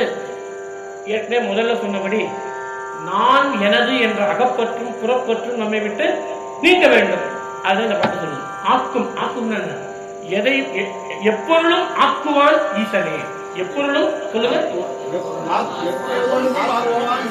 எப்பொருளும் ஆக்குவான் ஈசனே. எல்லா பொருளையும் ஆக்கக்கூடிய வல்லமை பெற்றவன் ஈசன் ஒருவனே. அந்த ஆக்கும். அடுத்தது அழிவும். சொல்லுங்க, அழிவும் தான். ஒரு இது நம்ம அழிக்க முடியாது. ஒரு மரத்தை வெட்டினீங்கன்னா திருப்பி வளரும், உங்களால அழிக்க முடியுமா? சிவபெருமான் ஒருவர் தான் அழிக்கக்கூடிய ஆற்றல் பெற்றவர், அதான் அழிவும். அமைவும். சொல்லுங்க, அமைவும்னா யாரையும் நம்ம காக்க முடியாது. சாக போற மாதிரி நீங்க காக்க முடியுமா? உயிரை எவன் எடுத்துன்னு போறான், நீங்க போய் போனா அவன் நிறுத்திடுவானா? ஒருத்தரால் காப்பாற்ற முடியாது. யாரையும் யாரும் காப்பாற்ற முடியாது. சிவபெருமான் ஒருத்தர் தான் காப்பாற்ற முடியும். அதான் சொல்ற அமைவும் நீனா யாரு? சிவபெருமான் சொல்ற நீ தான் என்பார். இன்னைக்கு நான் அவனை உணர்ந்துட்டேன். அப்ப இதுக்கு முன்னாடி உணரலன்னு அர்த்தம். இதுக்கு முன்னாடி உணரலன்னு அர்த்தம். உணராததுனாலதான் அங்கங்க சிவனை திட்டுறாரு. மகத்தில் புக்கதோ சனியனக்கானாய், மகத்துல சனி போல வந்து என் கண் பார்வையெல்லாம் போகிட்டே சாமி அப்படின்னு திட்டுறாரு. சுந்தரர் உரிமையில அவர் திட்டலாம், நாம திட்டலாமா? நாம அவரை வணங்கதான் முடியும். சுந்தரரையும் வணங்கணும், சுந்தரர் கும்பிட்ட சிவனையும் நாம வணங்கதான் செய்யணும். இப்படித்தான் அந்த பாடல் சொல்லுது. அப்ப அவருக்கு பக்குவம் வந்துருச்சு. யாருக்கு? சுந்தரருக்கு. ஆக்கும் அழிவும் அமைவும் நீன நடத்தும். நீ தான் சிவன் தான் என்பான். அடுத்தது பாருங்க. சொல்லுவார், சொல்லுங்க. சொல் பொருள் அவை நீ என்பான். என்ன அர்த்தம்? சொல்லுவார், ஒருத்த பேசிக்கிட்டே இருக்கான். அந்த பேசும் பொருளுக்கு பொருளாக இருப்பவன் யாரு? சிவபெருமான் தான். அந்த எழுத்தா இருப்பவன் யார்? அவன் தான். அதான் அகர முதல எழுத்தெல்லாம் ஆதி பகம் பண்ணியிருக்கிறது பாருங்க. பகவன் முதற்றே உள்ளது, எல்லாமே அவன் தான். அதான் சொல்லுவார், சொல் பொருள். சொல்லுக்கு பொருளா இருக்கு பாருங்க, அதுவும் அவன் தான். அவைனா பிரபஞ்சத்துல காணப்படுகின்ற அறிவில்லாத சடப்பொருள்கள் அனைத்தும் நீ என்பன் தான். எல்லாமே நீ தான். அடுத்தது பாருங்க. நாக்கும், சொல்லுங்க. நாக்கும் செவியும் கண்ணும் நீ என்பன் தான். இந்த உடம்பு அதுவும் அவன் கொடுத்ததுதான். இதெல்லாம் நான் உணர்ந்துட்டேன் சாமி. இத்தனை நாளா உணராம இருந்தேன், இப்ப உணர்ந்துட்டேன். நாக்கும், அதாவது ஆக்கும் அடிவும் அமைவும் சொல்லுவார் சொல்பொருள் நாக்கும் செவியும் கண்ணும் நீ என்பன் நான். நலனே, சாமிக்கு பேர் வைக்கிறார். என்ன பேர் வைக்கிறார்? நலனேனா என்ன அர்த்தம்? நன்மையை செய்பவனே. நன்மையை செய்பவன் சிவன் ஒருவன் மட்டும்தான். இனி நான் உன்னை நன்குணர்ந்தேன்னா, இதுக்கு முன்னாடி அவர் உணரலன்னு அவரே சொல்றார். இனி நான் உன்னை நன்குணர்ந்தேன், இப்பதான் நான் உணர்ந்தேன்னு சொன்னோன்னே யானை வந்தது. யானை ஏறி போயிருக்க அதிகம். நமக்கு சொல்லப்பட்ட உபதேசத்துல கடையாய உபதேசம் இந்த உபதேசம் தான். என்ன சொல்றாரு? எல்லாமே நீதான். நான்கிற ஒரு முதல் நிச்சயமா இல்ல, எனது என்ற ஒரு புறப்பற்று நிச்சயமா இல்ல, எல்லாமே நீதான் அப்படிங்கிற அந்த சரணாகதி ரொம்ப ரொம்ப முக்கியம். யாருக்கு? நமக்கெல்லாம், சைவர்களுக்கு எல்லாம், சிவனை கும்பிடுபவர்களுக்கு இது ரொம்ப முக்கியமா வேண்டப்படுவது. சொல்லு, எவ்வளவு நாளைக்கு சொல்லணும்? தாராளம். இப்போதைக்கு நான் இதோட நிறுத்திக்கிறேன். இந்த உபதேசம் உங்களுக்கு புரிஞ்சிருக்கும்னு நினைக்கிறேன். சுருக்கமா இந்த 7 உபதேசத்தை வேணா சொல்லிடுறேன். சுருக்கமா, சாமியை தொழணும். அவன் நமக்கு எஜமான், நான் அவனுக்கு அடிமை. எப்படி தொழணும்? அச்சப்பட்டும் அன்புபட்டும் தொழணும், இல்லையா? அதுதான் சொன்னார். அடுத்தது, வினைகளுக்கு அஞ்சி வந்து அடையணும். சிவபெருமானுடைய திருவடியை போற்றணும். நினைப்பவர் மனம் நீங்ககில்தான். வரிசையா பார்த்துட்டு வரணும். அஞ்செழுத்து ஓதணும். அவன் நாமம் தித்திக்கும். எப்பொழுதும் அவனை நினைக்கணும். இப்படிலாம் நம்ம பார்த்துட்டு வந்தோம். கடைசியா 8வது உபதேசத்துல எல்லாமே நீந்தான்கிற லெவலுக்கு, அதாவது அந்த அந்த நிலைமைக்கு நாம தள்ளப்பட்டு அந்த பக்குவத்தை அதிதீவிர பக்குவம்னு பெறுது.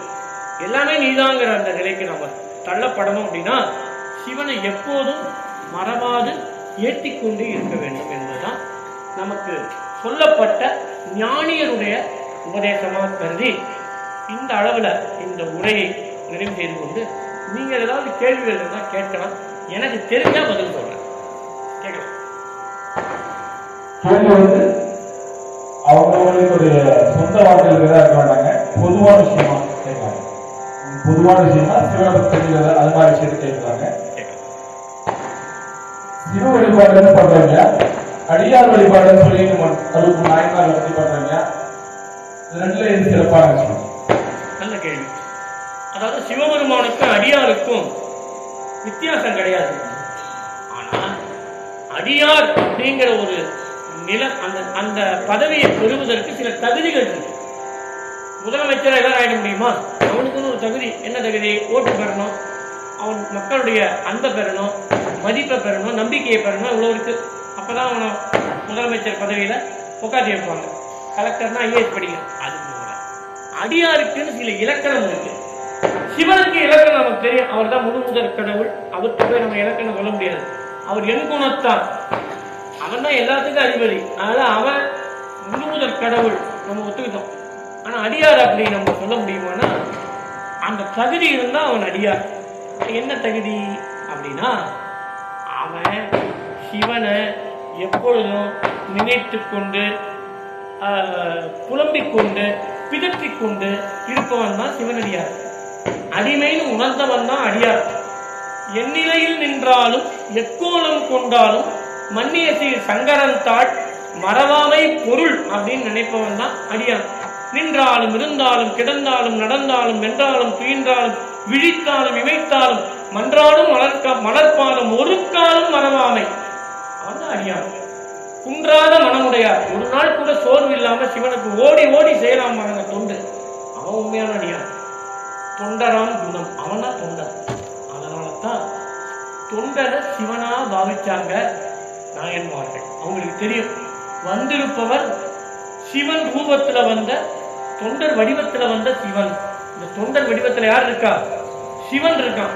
அதனாலதான் நாம என்ன செய்யணும்? சிவனை கும்பிடுறவங்களை சிவனாவே பாவிக்கணும். ஒரு வித்தியாசமும் இல்லை. சிவனும் அடியாரும் ஒருத்தர் தான். ஆனா அந்த அடியார்னு சொல்லிப்பவர்கள் தானா சொல்லிக்க கூடாது. அதுக்கு ஒரு பாட்டு, இவன் மற்ற என் அடியான் என விளக்கும் சிந்தையால் வந்தும் திருவடி அடைந்தேன். சிவனே சொன்னார் மார்க்கேன் இவனுடைய அடியான்னு சிவனே சொன்னார். அப்போ அவர் அடியார். நம்மள வேற யாராவது சொல்லியிருக்காங்க? சிவன் சொல்லியிருக்காரா? சொல்லல. சொல்லாத பட்சத்தில் நாமெல்லாம் அடியாராக முயற்சி செய்கின்றோம்னு சொல்லலாம். அடியார்னு சொல்லிக்க முடியாது. அடியார்னு சொல்லணும்னா அவரு சொல்லணும். நேர்ல வந்தா எப்படியா சொல்லணும்? இல்ல நீங்க சொல்றது வாக்கு பலிதமாக இருக்கணும். ஐயா போங்க சொன்னா பலிக்குங்க, உண்மையை புட்டு புட்டு வைப்பாரு, அவர் சொன்னாலும் நடக்கும். அப்ப ஏன் நடக்குது? அவர் சிவனாவே மாறி இருக்கிறார். அவர் சொன்னா சிவன் சொன்ன மாதிரி, அப்ப அவர் அடியார். சோ இந்த இலக்கணங்கள் இருந்ததுன்னா அந்த அடியார் சிவனுக்கு சமமானது. ஆனா பெரிய புராணம் என்ன தெரியுமா சொல்லுது? எவரேனும் தாமாக விளையாடத்திட்ட திருநீரும் சாதனமும் கண்டால் மூழ்கி உவராதே, அவரவரை கண்டபோது உவந்து அடிமைத்திறம் நினைந்து இரண்டாட்டாது ஒழிந்து ஈசன் திறமே கருதுவார் நெஞ்சில் கன்றாப்பூர் நடுதறியை காணலாமேன்னு ஒரு பாட்டு சொல்லுது. வேடம் கைதோட வீடெளிதாமே. வேடத்தை நாம சிவனை நினைச்சு வணங்கலாம். வேடம் பூண்டவர்கள் எல்லாம் அடியார் ஆயிட முடியாது.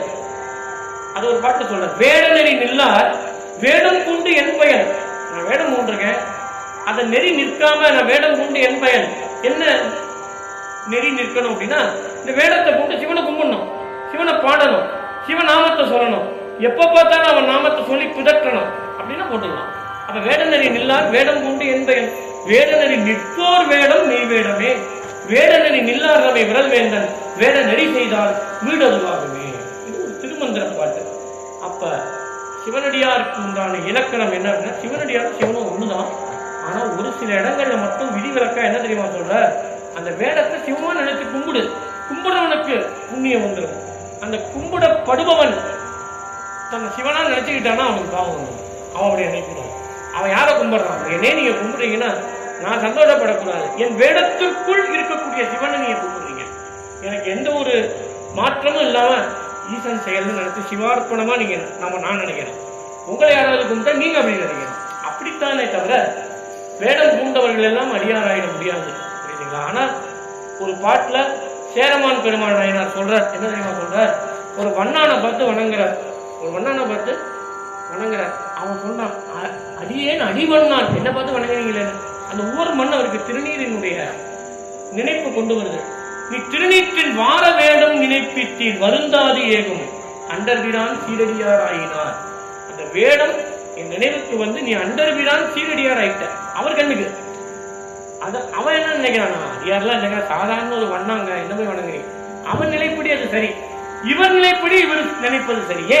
இவர் ஏன்னா இவர் எப்ப பார்த்தாலும் சிவனை நினைச்சுக்கிட்டே இருக்கிறார். அதனால இவருக்கு சாமி இன்னும் அதிக பதவியை கொடுத்து சுந்தரருக்கு நிகரான கைலாய பதவியே கொடுத்தார் சிவபெருமான். சுந்தரோட கூட போனவர் யாரு? அந்த சேரமான் பெருமான் நாயனார், அந்த வண்ணான வணங்கினவர்.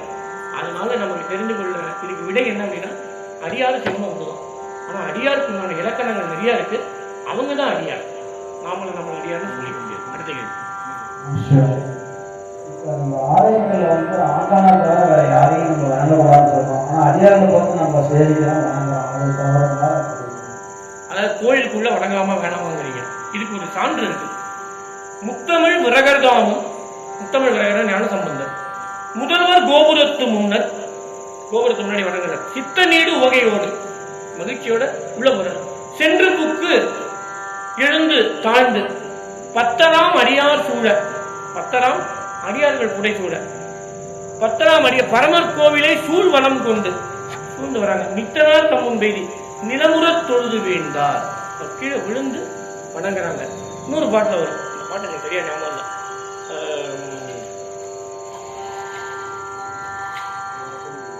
அந்த நெல்லு நெல்லு வளர்ந்துருக்கு இல்லையா, ஒவ்வொன்றும் இப்படி குஞ்சு காத்துல அசையும் இல்லையா, அது எப்படி இருக்குன்னா அடியார்கள் பார்க்கும் பொழுதெல்லாம் விழுந்து வணங்கிக்கிட்டே இருக்காங்க.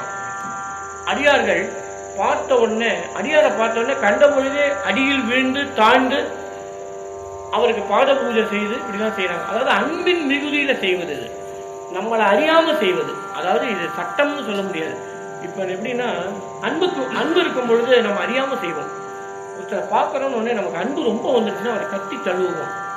எங்க கோயில் வந்து கட்டி பிடிக்கிறீங்க அப்படின்னா அவர் அறியாம செய்யறாரு. அது சரி, நம்ம வீம்புக்கு செய்யக்கூடாது. உண்மையாவே பக்தியோட நீங்க வேடத்தை தொழுவதுங்கிறது அது அறியாம இன்வாலன்ட்ரி ஆக்ஷன். அது நீங்க அதை வீம்புக்கு செய்யும் பொழுது அங்க வந்து எல்லாரும் என்ன பண்ணுவாங்க, அதை செய்ய முற்படுவாங்க. அப்போ நீங்க தான் அதை முடிவு பண்ணணும், அதை செய்யாம வேண்டாமா. அடியார் வேடத்தை பார்த்தா வணங்குவது சிறப்பு. கீழே விழுந்து வணங்குவதுங்கிறது உங்களை மீறி செய்வது. உங்களை மீறி வந்தா நீங்க செய்யலாம், மீறி வராத போது அதை வலுக்கட்டாயப்படுத்தி செய்யணுங்கிறது அவசியம் இல்லைங்கிறத நினைக்கிறேன், என்னுடைய கருத்து. ஆனா வந்து புராணங்கள்ல வந்து அந்த காலத்துல அடியாருக்கும் அடியேன்னு தான் சொல்லப்பட்டிருக்கு. எந்த ஒரு அடியாரை பார்த்தாங்கன்னா கீழே வந்து வணங்கிடுவாங்க. யாரு? ஞான சம்பந்தரும் சரி, அப்பரும் சரி. அவங்க அப்படின்னு, ஏன்னா அவங்க அதை தன்னால செய்யறாங்க. அவங்க அவங்க அவங்க வந்து யார் சொல்லியும் செய்யல, அந்த அன்பினுடைய மிகைப்படும் பொழுது அதை செய்யறாங்க. உங்களுக்கு விளங்கிட்டாங்க?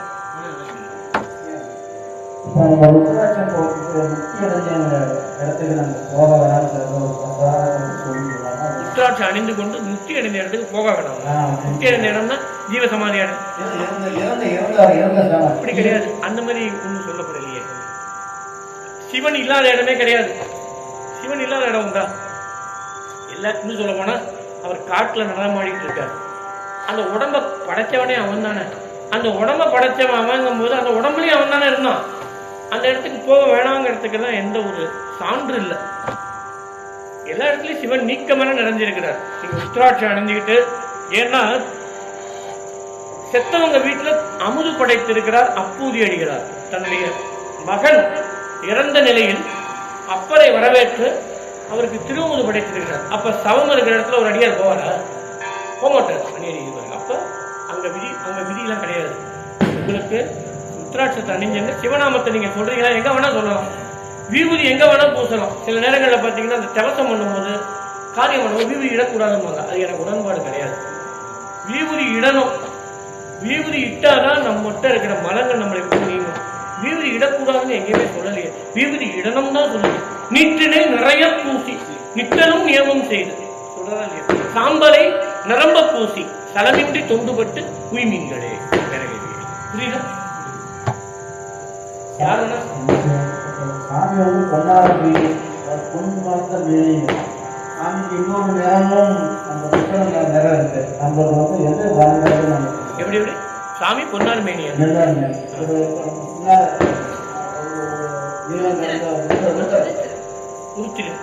எப்படி வேணா பாக்கலாம். சாமி இன்ன வண்ணன், இன்ன வண்ணத்தன், இன்ன உருவினன் ஒண்ணு கிடையாது. அவனுக்கு வந்து ஒரு பாட்டை சொல்ற, பிணி வண்ணத்த வல்வினை தீர்த்தருடைய பெருங்காட்டகத்தில் பெரும்பேயும் நீரும் பேயோட இருப்பார், பேயாவும் இருப்பார். துணிவண்ணத்தின் மேலும் ஒரு தோல் உடுத்து யானை தோல் பொறுத்து இருப்பார்.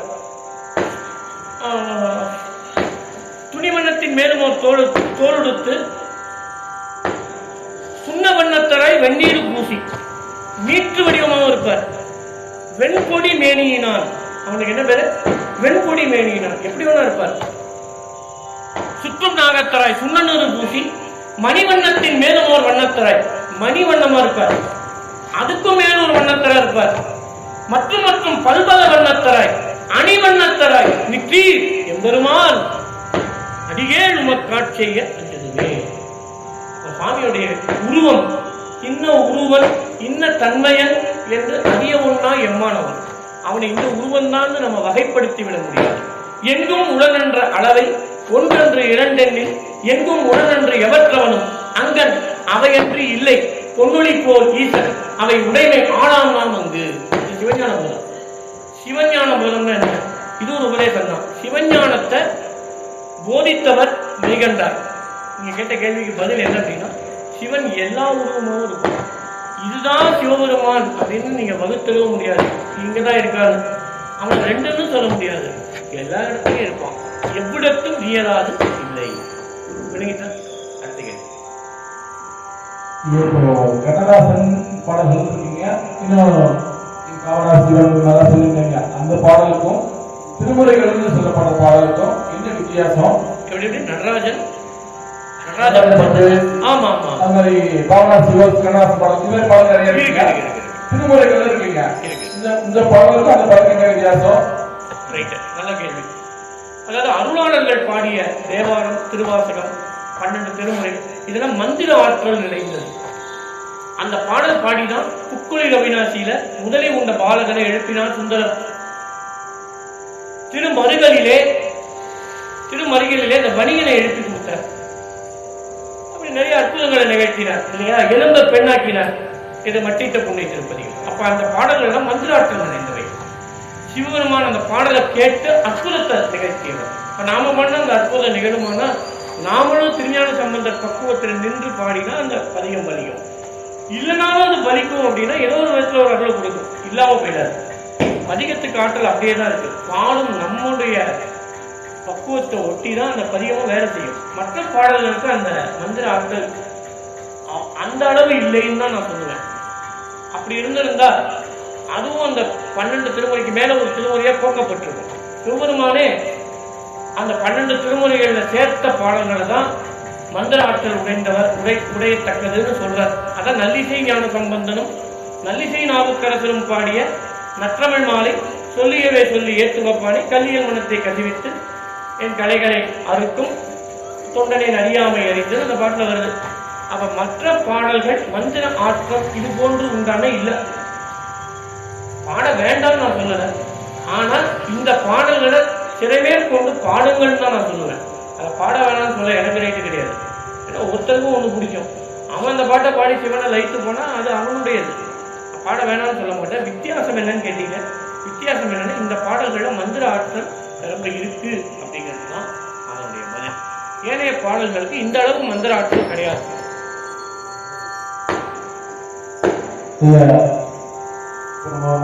எளிமையான குடும்ப வாழ்க்கையை நடத்திட்டு இருக்கோம். எங்களுக்கு எல்லா விதமான செல்வ வளம் வேணும்னு அது பண்றீங்க. எங்களுக்கு நாங்க வழிபாட்டுல நவகிரக வழிபாடு, மற்ற சிறுதை வழிபாடு இருக்கு இல்லைங்க, அதுல அந்த வழிபாடுலாம் பண்ணிட்டு சிவமான வழிபாடலாமா இல்ல கண்டிப்பா சிவமான வழிபாடு மற்ற வழிபாடு எல்லாம் பண்ணக்கூடாதா? அதாவது ஆரம்ப கல்வி படிக்கிறவங்க எல்லாத்தையும் கற்று தேர்ந்துமா. 1ஆவதுல இருந்து படிக்கிறான், 12ஆவது படிக்கிறான், காலேஜில் போய் டிகிரி வாங்குறான், அப்புறம் எம்எஸ்சி படிக்கிறான், அப்புறம் எம்ஃபில் படிக்கிறான், அப்புறம் டாக்டரேட் பட்டம் வாங்குறான். அப்போ படிக்கிற காலங்களில் கொஞ்சம் கொஞ்சமாக அப்படியே கழிச்சுக்கிட்டே வந்தீங்கன்னா ஆரம்பத்தில் எல்லாத்தையும் படிப்பான். கொஞ்சம் மேற்படிப்பு போகும்போது குறுகும், இன்னும் மேற்படிப்பு போகும்போது இன்னும் கொஞ்சம் குறுகும். டாக்டரேட் பண்ணும்போது ஒரு சப்ஜெக்ட் தான் படிப்பான். அது போல ஆரம்ப நிலையில உள்ளவர்கள் எல்லா கடவுளையும் கும்பிடுவாங்க. கொஞ்சம் கொஞ்சமா கற்று தெரிஞ்சுக்கிறாங்கல்ல. யாரை பார்த்து தெரிஞ்சுக்கிறாங்க? நாயன்மார் வரலாறு தான் நமக்கு பெரிய ஒரு பெட்டகம், ஞானப்பேழை. அவங்க சொல்றதையும் கத்துப்பாங்க. கத்துக்கிட்டு இயல்பா அந்த வழிபாடு வந்தா செய்யலாம். இயல்பா வரல எனக்கு பயமா இருக்கு அப்படின்னா அவங்க அந்த படிநிலையில இருக்காங்கன்னு அர்த்தம். நீங்க போய் அவங்களை திருத்த வேண்டிய அவசியம் இல்லை. ஏன்னா நமக்கு அப்பருடைய வாக்கு தான், சுந்தரருடைய வாக்கு தான், சம்பந்தர் வாக்கு தான் நமக்கு பிரதானம். சுந்தரர் என்ன சொல்றார்?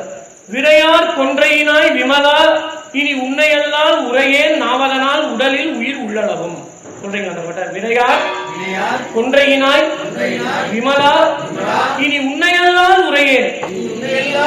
அப்ப என்ன அர்த்தம்? உன்னை மட்டும்தான் சொல்லுவேன்னு அர்த்தம். சென்று நாம் சிறு தெய்வம் சேர்வோம் அல்லோம் சொல்றாரா? நெஞ்சம் உமக்கே இடமாக வைத்தேன் சொன்னாரா? மாணிக்கவாசகர் வாங்க சொல்றேன். கொள்ளேன் புரந்தரன் மாதையன் வாழ்வு சொல்ற. எனக்கு நான் ஏற்றுக்கொள்ள மாட்டேன். எதை? புரந்தரன், இந்திரன், மால், விஷ்ணு, அயன், பிரம்மா இவங்க வாழ்க்கையை நான் ஏற்றுக்கொள்ள மாட்டேன், எனக்கு வேண்டாம். குடிகரினும் நல்ல, குடியே கட்டாலும் பரவாயில்ல, அவங்களோட நட்பு கொள்ள மாட்டேன். புரியுதுங்களா? நரகம் புகினும் எள்ளே, நரகத்திலே போட்டாலும் பரவாயில்ல, உன்னை எள்ளி நகையாட மாட்டேன். நின் திருவருளாலே இருக்கப்பேன், உன்னுடைய திருவருள மட்டுமே இருப்பேன். யாருடைய திருவருள்? ஈசன் திருவருள். நின் திருவருள் இருக்கப்பேன் நிறைவா. உள்ளே பிற தெய்வம் உன்னை அல்லாது. எப்படி? உள்ளே சொல்லுங்க. உள்ளே உன்னை அல்லால் உள்காது. அப்ப என்ன அர்த்தம்? சிவபெருமானம் மட்டும்தான் நினைச்சு மகிழ்ச்சி அடையும் என்னுடைய உள்ளம். உள்ளேன் பிற தெய்வம் உன்னை அல்லாது. உள்ளே சொல்லுங்க. உள்ளே பிற தெய்வம் உன்னை அல்லாது. பிற தெய்வம்னா சிவன் அல்லாத தெய்வங்கள். உன்னை அல்லாதுன்னா அவனை மட்டுமே. உள்காது எங்கள் உத்தமனே. அப்ப இதுல இருந்து நம்ம பெறப்படுகின்ற பாடம். அவர் கேட்ட கேள்விக்கு பதில் என்ன அப்படின்னா, சிறுதெய்வம் கும்பலாமா வேண்டாமா அது நீங்க தான் முடிவெடுக்கணும். ஆனா ஞான நூல்கள் என்ன சொல்லுது? சிறுதெய்வ வழிபாடு தேவையில்லைன்னு சொல்லுது. ஏன்? உதாரணம் சொல்றேன்.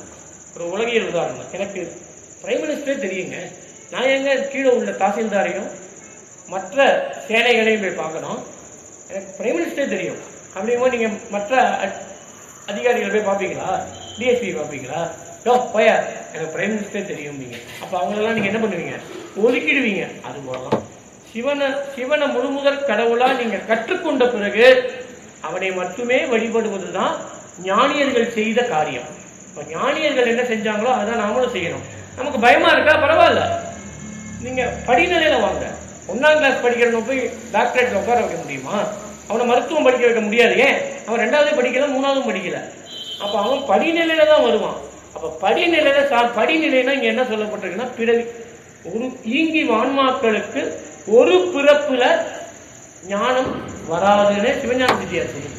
ஒரு பிறப்புல வராதான், பல பிறப்பு எடுக்கணும். பல பிறப்பு எடுத்து அடிபட்டு சிவனுடைய அருளுக்காளாகி அவன் திருக்கண் நோக்கம் பெற்ற பிறகுதான் கண்ணப்பருக்கு அருள் வந்தது. அர்ஜுனனா இருந்து தவம் பண்றார் கண்ணப்பர். எந்த யுகத்துல? ஏதோ ஒரு யுகத்துல, கலியுகம் இல்ல, வேற ஏதோ யுகத்துல, துவாபர யுகமோ திரேதா யுகமோ அர்ஜுனனா தவம் பண்ணி அப்ப அவர் சிவனை கண்ணால குத்தி போடுறார். வில்லால பினாகம்ங்கிற அந்த வில்லால குத்தி போடுறார். குத்தின உடனே சிவன் அம்பாளுக்கு ரொம்ப கோபம் வந்தது. கோபப்படுறா. அப்ப சுவாமி சொல்ற, சத்குணா சத்குணா சத்குணா அப்படிங்கிற, நீ சத்குணவதி, நீ கோபப்படலாமான்னு. இப்ப சிவன்கிட்ட அர்ஜுனன் கேட்கிறான், சாமி எனக்கு பாசுபலம் வேண்டாம், நீ சிவன் தெரியாம உங்ககிட்ட நான் சண்டை போட்டுட்டேன், என்ன மன்னிச்சிரு, எனக்கு பிறப்பே இல்லாத ஒரு பேரின்ப முக்தியை கொடு அப்படிங்கிறான். முடியாது, நீ என் கண்ணை குத்தின, நீ பாசுபதம் வேண்டிதான் தவம் செஞ்ச, இந்த பிறவில நீ வச்சுக்கோ பாசுபதத்தை, அடுத்த பிறவில நான் உன்னை ஆட்கொள்றேன். அந்த பிறவிதான் கண்ணப்பர். ஏன் கண்ணை கேட்டார்னா, இவர் கண்ணை குத்தினார்ல அர்ஜுனன், அந்த கண்ணை குத்தின எந்த தப்பு செய்யறோமோ அந்த வழியிலேயே நாம பிராயச்சித்தம் பண்ணணும். அதான் கண்ணை அப்பி, இவர் அப்பி சிவன் ஒரு கண்ணை தானே குத்தினார், அதை இன்னொரு கண்ணை பிளக்க போகும்போது சிவன் தடுத்துடுறார். அப்ப என்ன இதுல இருந்து நமக்கு பதில் தெரியுது அப்படின்னா, படிநிலையில தான் பக்குவம் வரும். எடுத்த எடுப்புல போய் உங்களை போய் நான் கும்பிடுன்னு சொன்னா உங்களுக்கு கோவம் வந்துடும். அட போய் தப்பு தப்பா சொல்றாரு. அப்ப எடுத்த எடுப்புல ஞான உதேசம் எல்லாருக்கும் செய்து விட முடியாது இல்லையா? குழந்தைகிட்ட போய் நீங்க A+B² சொல்லுவீங்களா? தெரியாது அதுக்கு. அப்ப அது என்ன சொல்லணும்? சிரிச்சுக்கிட்டே போயிடும். அப்ப சிரிச்சுக்கிட்டே போறது அப்படின்னா அது பக்குவம் இல்லை.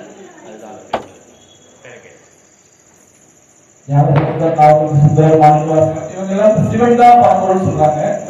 நம்மாழ்வார், சேர்ந்தாழ்வார் இவங்க எல்லாம் பெருமாள் தான் பரம்பொருள் சொல்றாங்க. பாஸ்கர் ராயர், ஆதிசங்கர் எல்லாம் அம்பாள் தான் பரம்பொருள் சொல்றாங்க. அருணகிரிநாதர் முருகன் தான் பரம்பொருள்றாங்க. உண்மையான யார் பரம்பொருள்? எப்படி? சரியான கேள்வி.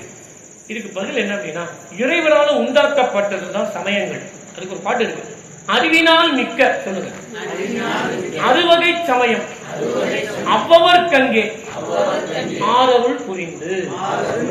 என்ன அர்த்தம்? அறுவகை சமயம், புறப்புற சமயம், புறச்சமயம், அகப்புற சமயம், அகச்சமயம். ஒவ்வொரு பிரிவிலையும் 6 சமயங்கள் இருக்கு. எனக்கு அந்த பேர் தெரியல. உதாரணம் வைணவம், வைஷ்ணவம், கௌமாரம், மீமாம்சம், இப்படி நிறைய இருக்கு. சைவத்திலேயே வீர சைவம் நிறைய இருக்கு. அந்த இப்ப 4 சொன்னேன் இல்லையா, ஒவ்வொன்றுலயும் 6 இருக்குன்னு. அப்பதான் 4 × 6 24. அப்ப 24 சமயங்களை தாண்டி உள்ள சமயம் தான் சைவ சமயம். அதனாலதான் சைவத்தின் மேல் சமயம் வேறில்லை, சிவமாம் தெய்வத்தின் மேல் தெய்வம் வேறில்லைன்னு பாட்டு வருது இல்லையா? நான்மறை செம்பொருள் வாய்மை வைத்த சீர்திரு தேவாரமும் திருவாசகமும் உய்வை தரச் செய்த நால்வர் போற்றால் நம் உயிர் துணைன்னு சொன்னார். உடம்பு துணைன்னு சொல்ல உயிர் துணை. அப்ப அவங்க கண்டுபிடிச்சு வச்சிருக்காங்க. என்ன கண்டுபிடிச்சிருக்காங்க அப்படின்னா, சுந்தரருடைய பாடலுக்கு சிவபெருமானால உண்டாக்கப்பட்டதுதான் 24 சமயங்களும். அவ்வவருக்கு அங்கேனா அவரவர் பக்குவத்திற்கு ஏற்றவன். அப்ப கிறிஸ்துவர்கள் இயேசுவை கும்பிடுறான்னா அவன் பக்குவத்துக்கு ஏற்றவன், அவன் அதை தான் கும்பிடணும். அவனுக்கு படிநிலையில தான் அவனுக்கு அடுத்த நிலைக்கு போகும். 1வது படிக்கணும், 1ஆம் பாடத்தை தான் படிக்கணும். இல்ல நான் 12வது கிளாஸ் பாடத்தை அவனை படிக்க முடியாது. படிச்சா அவன் பாஸ் ஆவானா? அவனுக்கு படிக்கவே தெரியாது. ஏன்னா 1, 2 கத்துக்கல. அவன் எப்படி காம்ப்ளெக்ஸ் தியரியை பத்தி அவன் படிப்பான், தெரியாது. அப்ப அந்த பக்குவங்கிறது சோபான முறையில தான் வரும், படிநிலையில தான் வரும். 1வது படியை ஏறினவன் 1008வது படியை முடிக்க முடியுமா? அவன் 2, 3 தான் போக முடியும். பக்குவத்துக்கு ஏற்றபடிதான் அந்த படிநிலை சோபான முறைன்னு சொல்லுவாங்க. அந்த சோபான முறையில தான் உயிருக்கு பக்குவத்தை இறைவரே கொடுக்கிறார். ஒரு பாட்டுல சொல்லுவாங்க, அருக்கன் பாதம் வணங்குவர் அந்தியில் அருக்கன் ஆவான் அறநூறு அல்லனோ. என்ன அர்த்தம்? அருக்கன் தான் சூரியன். இது என்ன அர்த்தம்னா, பிராமணர்கள் சந்தியாவந்தனம் ஒண்ணு பண்ணுவாங்க, சூரிய நமஸ்காரம் பண்ணுவாங்க. அவங்க என்ன நினைக்கிறாங்கன்னா, சூரியனுக்கு நான் நமஸ்காரம் செய்கிறேன், அவனுக்கு அவ்வளவுதான் பக்குவம். ஆனா உண்மையிலே அருள் செய்வான் யார்? சிவபெருமான் தான். அதான் அந்த பாட்டு சொல்லுது, அருக்கன் பாதம். அருக்கன்னா சூரியன், சூரிய நமஸ்காரம். பாதம் வணங்குவர் அந்தியில், சாயங்காலம். அருக்கன் ஆவான். அது யார் அந்த அருக்கன்? அறநூறு அல்லனோ. அரண்னா யாரு? சிவபெருமான். அவன் உருவத்துல சிவபெருமான் மறைஞ்சிருந்து அருள் பண்றார். புரியுது உங்களுக்கு? அங்க அந்த இடத்துல யார் மறைஞ்சிருக்கா? சிவபெருமான். ஆனா அவனுக்கு தெரியாது. யாருக்கு? பிராமணனுக்கு. அவன் தனியா சூரிய நமஸ்காரம்னு சொல்லுவான். ஆனா அந்த அந்த சூரியனுக்கு பின் நின்று அருள் செய்வது யார் அப்படின்னா சிவபெருமான் தான். அதுதான் சொல்ற இருக்கு நான்மறை. 4 வேதங்களும் எதை தெரியுமா சொல்லுது? ஈசனையே தொடும். ஈசனை மட்டும்தான் தொடும். கருத்தினை உணரா. அந்த கருத்தினை உணராதவர்கள் நிறைய பிராமணர்கள் இருக்காங்க. வேதம் சொல்லுவாங்க மகாவிஷ்ணு தான் பரம்பொருள். அவங்களுக்கு தெரியாது. இந்திரன் தான் பரம்பொருள், பிரம்மா தான் பரம்பொருள் தெரியாது அவனுக்கு. ஏன்? பக்குவம் இல்லை அவனுக்கு. அவனை யாரு? நம் போன்ற சகலர்கள் தான். அவங்க பேர் அருவச் சகலர்னு பேரு. அப்ப கருத்தினை உணரார் கல்மணவரே. அதுதான் சைவத்தின் மேல் தெய்வம் வேறில்லைன்னு வந்தது. சிவனோட ஒக்கும் தெய்வம் கேள்வியும் இல்லைன்னு திருமூலர் சொல்றாரு. விளங்கிட்டா? வேற சைவ ஆலயங்கள்ல பெரும்பாலும் விஷ்ணுவோட விக்கிரகங்கள் ஆலய வழிபாடு எல்லாமே. வைணவ சைவத்தை பற்றியோட விக்கிரகங்கள் ஏன் கேட்கிறீங்களா? 108 ரிலீஜியஸ்ல தெய்வம் பெரும்பாலும் வைணவ ஸ்தலத்துல சிவனோட விக்கிரகங்கள் வழிபாடுகள் இல்லாமல். சரியான கேள்வி. ஏன் கேட்கிறீங்க? அதாவது ரொம்ப தீவிரமா இருக்கிறவங்க வைணவர்கள்னு சொல்லுவாங்க. வைணவர்கள் எப்போதுமே ரொம்ப தீவிரமா இருப்பாங்க. சிவனை மறந்தும் தொட மாட்டாங்க, மறந்தும் கூட வரமாட்டாங்க. திருமண்ணு தான் எடுப்பாங்க, வீட்டுலாம் எடுக்க மாட்டாங்க. அவங்க சிவன் கோயிலே வரமாட்டாங்க. சிவநாமத்தை கேட்டாலே ஆச்சாரம்னு சொல்லுவார்கள் யார்? வைணவர்கள். அது தப்புன்னு சொல்ல முடியாது. ஏன் அப்படின்னா அவங்களுக்கு அவங்களுடைய சமயத்திற்கு உறுதிப்பாடோடு இருக்காங்க. நாமே இருக்கக்கூடாது. நாமளும் எப்படி இருக்கணும்? எனக்கு சிவன் தாயா முழு முதற் கடவுள், நான் கும்பிட மாட்டேன், எனக்கு அவர் தான் போறியா, அந்த ஒரு நம்பிக்கை. அந்த நம்பிக்கை தான். அப்ப ஏன் வைஷ்ணவ ஸ்தலங்கள்ல இல்லை அப்படின்னா, அந்த காலத்துல வைணவர்கள் ரொம்ப உறுதிப்பாடோட இருந்தாங்க. ஆனா சைவர்கள்னு சொல்லக்கூடிய நாம எப்படி இருந்தோம் அப்படின்னா, அந்த உறுதிப்பாடோடு இல்லை. நமக்கு சலனம் இருக்கு. எங்கேயாவது மாரியம்மனை பார்த்தா கும்பிடுறோம், பயம். நான் தப்புன்னு சொல்லல. நல்ல உறுதிப்பாடு உடையவன். நல்லா யோசிங்க, ஒரு மனைவிக்கு ஒருத்தன் தானே கணவன். அங்க எல்லாருமாப்பா அங்க வேறுபாடு பார்க்கணுமா? இல்ல இல்ல எனக்கு எல்லாரும் ஒண்ணுதான் சொல்ல மாட்டோம். சொன்னா அது வேற பேர் வந்துடும். ஒரு சீடனுக்கு ஒருத்தன் தான் குரு, அது தவறா? ஒரு இதய நிபுணர் இதயத்தை மட்டும்தான் நல்லா பார்ப்பார். என்ன அவர் கண்ணெல்லாம் பார்க்க தெரியல, காது பார்க்க தெரியல, கண்ணை மட்டும் பார்க்கிறாரு, இதயத்தை மட்டும் பார்க்கிறாரு. அவர் நல்லா டாக்டர் இல்லைன்னு யாரும் சொல்ல மாட்டான். அவர் ஹார்ட் ஸ்பெஷலிஸ்ட் அப்படிமா. ஏன்? அது அவருக்கு சிறப்பு தான். அது போல நல்லா கவனிங்க, சூரியனுடைய வெப்பத்தை ஒருநிலைப்படுத்தினாதான் அந்த நெருப்பு குச்சி எரியும். இல்ல நான் ஒருநிலைப்படுத்த மாட்டேன்னா எரியுமா? எரியாது. அப்ப ஒன்றிய மெய் உணர்வோடும் உள்ளுருகி பாடுவோருக்குத்தான் சிவபெருமான் அகப்பட்டு பேரின்பத்தை கொடுப்பார். அப்படி அல்லாதவர்களுக்கு பல நேரம் எடுக்கும் இல்லையா, அந்த நேரங்கிறது தான் பிறப்பு. அந்த பிறப்பு அவங்க எடுத்துதான் அந்த நிலையை அறிவார்கள். அப்ப சைவர்கள் அந்த காலத்துல உறுதிப்பாடோடு இல்லை. இன்னும் சொல்ல போனா சிவனை எல்லா தெய்வங்களும் வணங்கும். சிவன் எந்த தெய்வத்தையும் வணங்க மாட்டார். இந்திரன் வழிபட்ட தலம் இருக்கு, திரு கைச்சின்னம்னு பேரு. பிரம்மா வழிபட்ட கோயில் இருக்கு, திருவானைக்கா சீர்காழி. மகாவிஷ்ணு வழிபட்ட கோயில் இருக்கு, திருவீழிமிழலை. சிவன் வழிபட்ட கோயில் எதுவுமே கிடையாது. சிவன் எல்லாராலையும் அவன் சேர்ந்தறியா கையான்னு பேரு. சேர்ந்தறியா கையான்னு அர்த்தம். அவன் கை இப்படி சேராது, அவையன் தான் காட்டும். அவனை கும்பிட்டு எங்கேயும் பார்க்கவே முடியாது. அவன் அடியார்க்கு அடியேன்னு சொன்னார்னா அது நாயன்மார்களை பார்த்து சொன்னதுதான். நான் அடியார்க்கும் அடியேன், இளைவாடு அந்தனரும் அடியார்க்கும். அந்த அடியார் மீது அவனுக்கு அவ்வளோ அன்பு. அடியார்கள் உயிரை கொடுத்தாங்க, எல்லாத்தையும் கொடுத்தாங்க. அதனால சிவபெருமானுக்கு அவங்க மேல ஒரு காதல். அது அடியார்க்கும் அடியேன்.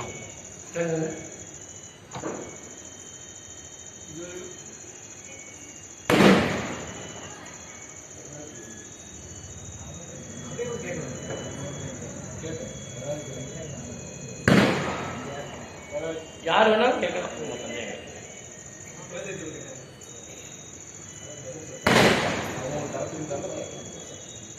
அதான் பாட்டு இருக்குங்க, குலதெய்வ வழிபாடு பொதுவா அப்படியே 9 உபதேசம் தொகுத்து கொடுப்பீங்க சொல்லிட்டேன். இதுதான் உங்களுக்கு உபதேசம். ஒரே ஒரு பாடல் மட்டும் சொல்றேன், எல்லாரும் திரும்பி சொல்லுங்க. அடுத்த சந்தர்ப்பம் நிகழ்ந்தால் நாம் எல்லாரும் சந்திப்போம். ஒரு பாட்டு மட்டும் சொல்றேன். என்ன பாட்டு அப்படின்னா அப்பருடைய பாட்டு தான் அது. நமக்கு அது ஒரு உபதேசம் தான். திருச்சிற்றம்பலம் சொல்லுங்க. வாழ்த்தவாயும் நினைக்க மனநெஞ்சும் தாழ்த்த சென்னியும் தந்த தலைவனை சூழ்த்தமா மலர் தூவி துதியாதே விட்டவா வினையேன் நெடும் காலமே விட்டவா வினையேன் நெடும் காலமே. இன்னொரு உபதேச பாட்டு ஒன்று இருக்கு, அந்த பாட்டை சொல்லலாம். விடிவதுமே வெண்ணற்றை மெய்யில் பூசி வெளுத்தமைந்த கீழொடு கோவணமும் தற்று செடி உடைய வல்வினை நோய் தீர்ப்பாய் என்றும் செல்கதிக்கு வழிகாட்டும் சிவனே என்றும் துணியணைய இடைமடவாள் கங்கா என்றும் சுடரிடனில் நடமாடும் சோதி என்றும் கடிமலத்தூய் தொடுமடியார் நெஞ்சினுள்ளே கன்றா பூர்ணடுதறீர் காணலாமே. சிவனை காணணும்னு விழிப்புடையவர்கள், நான் சிவனை பார்க்கணுங்க, நான் பார்க்கணும்னு ஆசைப்படுறேன், முன்னால கும்பிட்டு இருக்கேன், அவரை பார்க்கணும் அப்படின்னு நினைப்பவர்கள் இந்த உபதேசத்தை பின்பற்றணும். ரெண்டு பாட்டு சொன்னீங்க. இங்க வாழ்த்துவதற்கு வாயை கொடுத்தார், அவனை வாழ்த்திக்கிட்டே இருக்கணும். நினைப்பதற்கு நெஞ்சு கொடுத்தார், நினைச்சுக்கிட்டே இருக்கணும். யாரு? சிவனை. தாழ்த்த சென்னி கொடுத்தார், தலை வணங்கிக்கிட்டே இருக்கணும். தந்த தலைவனை, அந்த தலைவன் யார்? சிவபெருமான். சுத்தமா மலர்தூவி துதியாதே. அப்பர் தன்னை சொல்லிக்கிறார், இப்படிதான் இருந்தும் தெரிந்தும் நான் வினையால் சூழப்பட்டு மலர் தூவி துதியாதே. மலரால் தூவி வழிபாடு செய்யல, வாயால துதிக்கவும் இல்லை. சமண சமயத்தை சார்ந்திருந்தார்ல, அப்ப செய்யல. வீழ்த்தவா, என்னை வீழ்த்திருத்து. எது? நான் செய்த பாவம், நான் செய்த அவம், வினையே, அந்த தீவினையே. நெடும் காலமே, ரொம்ப நாள் கும்பிடாம இருந்தார். அவர் 60 வயசுல தான் செய்வத்துக்கு வந்தார். அந்த நெடும் காலமே இருந்தார். இப்ப இந்த உபதேசம் என்ன சொல்லப்பட்டிருக்கு அப்படின்னா, எந்தெந்த கரணங்கள் என்னென்ன காரியம் செய்யணும்னு சொல்லுங்க. வாய் வாழ்த்தணும், மனசு நினைக்கணும், சென்னி தாழ்த்தணும். சிவனுக்கும் சிவனுடைய அடியாருக்கும். அடுத்த பாட்டு ஒண்ணு சொன்னீங்க, அதுக்கும் பார்த்துக்கணும். நமக்கு தினமும் ஒவ்வொரு நாளும் எழுந்துக்கிறோம், நைட்டு போய் இரவு தூங்குறோம். நம்ம தினமும் பிறக்கிறோம், இறக்கிறோம். தினமுமே நமக்கு ஒரு பிறவி போலதான். என்ன செய்யணும்னு சொல்றார். விடிவதுமே வெண்ணீற்றை மெய்யில் பூசி. கஷ்டமான காரியம் தான். சூரியன் வெளில வரத்துக்குள்ள நாம் என்ன பண்ண, எழுந்து விடிவதுமே வெண்ணீற்றை நிறைய பூசி நெற்றி நிறைய விபதி இட்டுக்கணும். எப்படி இட்டுக்கணும்? நமச்சிவாயங்கிற மந்திரம் சொல்லி இட்டுக்கணும். அது அதுல மறைஞ்சிருக்கு. வெளுத்தமைந்த கீழோடு கோபனமும் தற்று. ஏன் அப்படி சொன்னாரு? எளிய ஆடைதான் அந்த காலத்துலதான். வெள்ளை நிற கோவணமும் கீழும் அதை அணிஞ்சுக்கணும். திருநீர் இட்டுக்கணும், ஆடையை அணிஞ்சுக்கணும், சிவன் போய் நிக்கணும். செடிவுடைய வல்வினை நோய் தீர்ப்பாய். சாமி நீ ஒருத்தந்தான் என் தீவினையை தீர்க்கும் ஆற்றல் பெற்றவன், வேற யாரும் இல்லை அப்படின்னு சொல்லணும். செடிவுடைய வல்வினை நோய் தீர்ப்பாய் என்றும் என்னைக்குமே நீ தான். செல்கதைக்கு வழிகாட்டும் சிவனே. நான் அடைய வேண்டிய இடத்தை அடைவதற்கு உறுதுணையாய் இருப்பதும் நீ ஒருவன் மட்டுமே. செல்கதைக்கு வழிகாட்டும் சிவனே என்றும் என்றும் என்னைக்குமே. துணி அணைய இடைமடவாள் பங்கா. எந்த கடவுளாவது தன்னுடைய சரிபாகத்தை பெண்ணுக்கு கொடுத்திருக்காங்களா? சிவன் தான் கொடுத்தார். அதனால அவருக்கு அர்த்தநாரீஸ்வரர்னு பேர். அது துணி அணைய இடைமடவாள் பங்கா என்றும் என்னைக்கும் அதிலே நீந்தான். சுடலைதலில் நடமாடும் சோதி. சுடலைன்னா நெருப்பு, எரியுற நெருப்பு. பிணம் எரியுது. அந்த காட்டுல நடனம் ஆடுற யாரு? இவரே ஒரு நெருப்பு தான். சோதி. இன்னைக்கு கார்த்திகை தீபம் சோதி. அன்னைக்குதான் மங்கை பங்கரா வந்த கோலம். ஐயா சொன்னார். என்ன சொன்னார்னா, கார்த்திகை மாதத்துலதான் தீப திருநாள் அன்னைக்கு தான் சிவபெருமான் தன்னுடைய இடப்பாகத்தை அந்த சக்திக்கு கொடுத்தார். பெருந்திரு இமவான் பெற்ற பெண்குடி பிரிந்த பின்னை வருந்துவான் தவங்கள் செய்ய மனம் புணர்ந்து மண்ணும் அருந்திரு மேனிதன்பால் அங்கு ஒரு பாகமாக திருந்திட வைத்தார் சேரை சென்னறி செல்வனாரே. அப்பனுடைய பாட்டு. சுடலதனில் நடமாடும் சோதி என்றும் கடிமலர் தூய். அதனால கடிமலர்னா அப்ப பூத்த மலர் மொட்டு விரிஞ்சு விரியாமலே இருக்கு. அதை பறிச்சுட்டு வரணும். தேன் அப்படியே இருக்கும், வண்டு பருகாம இருக்கும். அந்த மலரை கடிமலர் தூய் தூவரா ஒருத்தன் தொழும் அடியார். அந்த அடியார் தொழலாம் யார? சிவனை. எப்படி தொழலாம்? கடிமலர சிவன் மீது இட்டு தொடலாம். சிவனை சரணாகதி அடையலாம். அவன் தான் அடியார். இத்தனை சொன்னார் இல்லையா? இதெல்லாம் செய்யறவன் தான் உண்மையான அடிமைத்தனத்தோடு இருக்கக்கூடிய அடியார். அப்படின்னா தொண்டர்னு அவன் நெஞ்சில் உள்ளதான் சாமியை காணலாம். ஐயா கேட்டார், சிவனுக்கு அடியாருக்கு என்ன வித்தியாசம்? ஒரு வித்தியாசமும் இல்லை. அடியார் எல்லாருமே அந்த தகுதியை பெற்றிருந்தால் சிவனை அவர்கள் என்றும் கண்டுகொண்டே இருப்பார்கள். எங்க நெஞ்சத்துல அவங்களுக்கு எந்த குறையும் வராது. எப்போதும் களிப்போட இருப்பாங்க, சலிப்போட இருக்க மாட்டாங்க. எப்படி இருப்பாங்க? களிப்போட, மகிழ்ச்சியோட இருப்பாங்க. ஏன்? சிவன் உள்ள இருக்கான். சிவன் உள்ள இருந்தா என்ன வரும்? மகிழ்ச்சி. பணம் இருக்கிறவனுக்கு அவ்வளவு இருக்குமா? பணத்தை பணங்கிற இடத்துல சிவனை நினைச்சுக்கங்க. அப்ப சிவன் இருக்கிற இடத்துல ஒருத்தருக்கு சலிப்பு இருக்காது. என்ன இருக்கும்? களிப்பு தான் இருக்கும். அதான் பல்லுயிரும் களி கூற தம் பாடம் பரமர்வால் செல்லுமுறை பெறுவதற்கு திருச்செவியை சிறப்பித்தன தோளுடைய செவி என்பதை தவிர. அப்ப அவனுடைய நெஞ்சத்துலதான் யார் இருப்பார்? கன்றாப்பூர் நடுதறி. இது கன்றாப்பூர்ங்கிறது ஒரு ஊரினுடைய பெயர், கேள்விப்பட்டிருப்பீங்க. திருவாரூர் பக்கத்துல இருக்கிற ஒரு சிவஸ்தலம். அந்த ஊருக்கு என்ன பேரு? கன்றாப்பூர். என்ன அர்த்தம்? கன்றுன்னா பசு கண்ணுக்குட்டி, ஆப்புன்னா இது மாதிரி ஒரு குச்சி மாதிரி இருக்கும். அதுல கயிற்றுல கட்டி பசுமாட்டை கட்டி வச்சிருப்பாங்க. பார்த்துருக்கீங்களா? ஆப்புலதான் மண்ணுல குத்தி அந்த ஆப்பை இப்படி மாசம் சுருகி கயிற்றுல பசுமாட்டை கட்டி வச்சிருப்பாங்க. அப்படி ஒரு வீட்டுல கட்டி வச்சிருந்தாங்க. ஒரு பெண் அங்க தாதியாரா வேலை. உங்களுக்கு தாதியாருன்னா புரியாது, வேலைக்காரின்னு சொல்ல முடியும். வேலை செஞ்சுட்டு இருந்தாங்க. உங்களுக்கு பேர் தாதியார். அவங்க சிவன் மீது ரொம்ப பற்று உடையவர்கள். அவங்களால கோயிலுக்கு போக முடியல. ஏன்னா அவங்களுக்கு தொழில் செய்யணும், வேலை எஜமானி அவங்க விட மாட்டாங்க. இந்த அம்மா என்ன செய்யறாங்க? அந்த கட்டி இருக்காங்க அந்த ஆப்பு. அந்த ஆப்பு எப்படி இருக்கு? சிவலிங்கம் போல இருக்கு. இதை பார்த்தா சிவலிங்கம் தானே இருக்கு.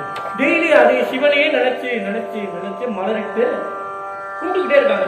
நான் ஏற்கனவே சொன்ன ஒரு உபதேசம், நினைப்பவர் மனம் நீங்கள் இல்லானே, பாவிப்பார் மனம் பாவிக்கொண்டானே. என்ன பாவனையில எதையா நினைச்சு நம்ம கும்பிட்டோம்னா அந்த இடத்துல சிவன் நிச்சயமா வருவான். ஏன் அவன் இல்லாத இடமே இல்லை. நீங்க நினைக்கிறீங்க இந்த பொருளையே ஒருநிலைப்படுத்தி நீங்க வணங்கும் பொழுது இதுல சிவன் கண்டிப்பா வருவான். வரல அப்படின்னா நீங்க நினைக்கலன்னு அர்த்தம். வந்துட்டான் அப்படின்னா நீங்க நினைக்கிறீங்கன்னு அர்த்தம். அப்ப ரிசல்ட்டை வச்சுதான், பயனை வச்சுதான் நீங்க எப்பேற்பட்டவருங்கிறது நமக்கு தெரியும் இல்லையா? அதான் சொல்றேன். அந்த பெண்ணுக்கு கன்று கட்டிய ஆப்புல சிவன் தோன்றியதுனால அந்த ஊருக்கு கன்றாப்பூர் பேரு. அந்த பாட்டுல தான் அப்பர் சொல்றாரு கன்றாப்பூர் நடுவரியை காணலாமேனா, அந்த கன்று கட்டப்பட்ட ஆப்புல சிவனை கண்டாலே அவ எப்படி கண்டா? இதெல்லாம் அவ செஞ்சா. என்ன செஞ்சா? விடிவதுமே வெண்ணீற்றை மெய்யில் பூசி வெளுத்தமைந்த கீழோடு கோவணமும் தற்று செடி உடைய வல்வினை நோய் தீர்ப்பாய் என்றும் செல்கதிக்கு வழிகாட்டும் சிவனே என்னும் துடியனை இடைமடவாள் வங்கா என்னும் சுடலைகளில் நடமாடும் சோதி கடிமலர் தூய் தொடுமடியார் நெஞ்சினுள்ளே என்றார். அப்படி இருந்தா அந்த பெண் எப்படி அந்த ஆப்புல சிவனை பார்த்தாலோ அதுபோல நீயும் உன்னுடைய சிந்தையில சிவனை பார்க்கலாம். ஹரஹர நம பார்வதி பதகே ஹரஹர மகாதேவா. தென்னானுடைய சிவனே போற்றி, எந்நாட்டவர்க்கும் இறைவா போற்றி. தேனைக்காவலின் முடி தேவி பாகமாகிய ஆனைக்கா அண்ணலார் மலரடிகள் போற்றி போற்றி. நாயன்மார் பொன்னடி தாமரை போற்றி போற்றி. நால்வர் பொற்றாள் எம் உயிர் துணையே தேவ சேர்க்கிறார் பெருமான் திருவடிகள் போற்றி போற்றி. நமச்சிவாய நமச்சிவாய நமச்சிவாய நமச்சிவாய நமசிவாய நம சிவ சிவாய சிவாய நம ஓம் நம சிவாய சிவாய நம ஓம் நம சிவாய சிவாய நம ஓம் நம சிவாய சிவாய நம ஓம் நம சிவாய சிவாய நம ஓம் நம சிவாய சிவாய நம ஓம் நம சிவாய சிவாய நம ஓம் நம சிவாய சிவாய நம ஓம் நம சிவாய சிவாய நம ஓம் நம சிவாய சிவாய நம ஓம் நம சிவாய சிவாய நம ஓம் நம சிவாய சிவாய நம ஓம் நம சிவாய சிவாய நம ஓம் நம சிவாய சிவாய நம ஓம் நம சிவாய சிவாய நம ஓம். தென்னாட்டுடைய சிவனே போற்றி, ஏகம்பத்துரையந்தாய் போற்றி.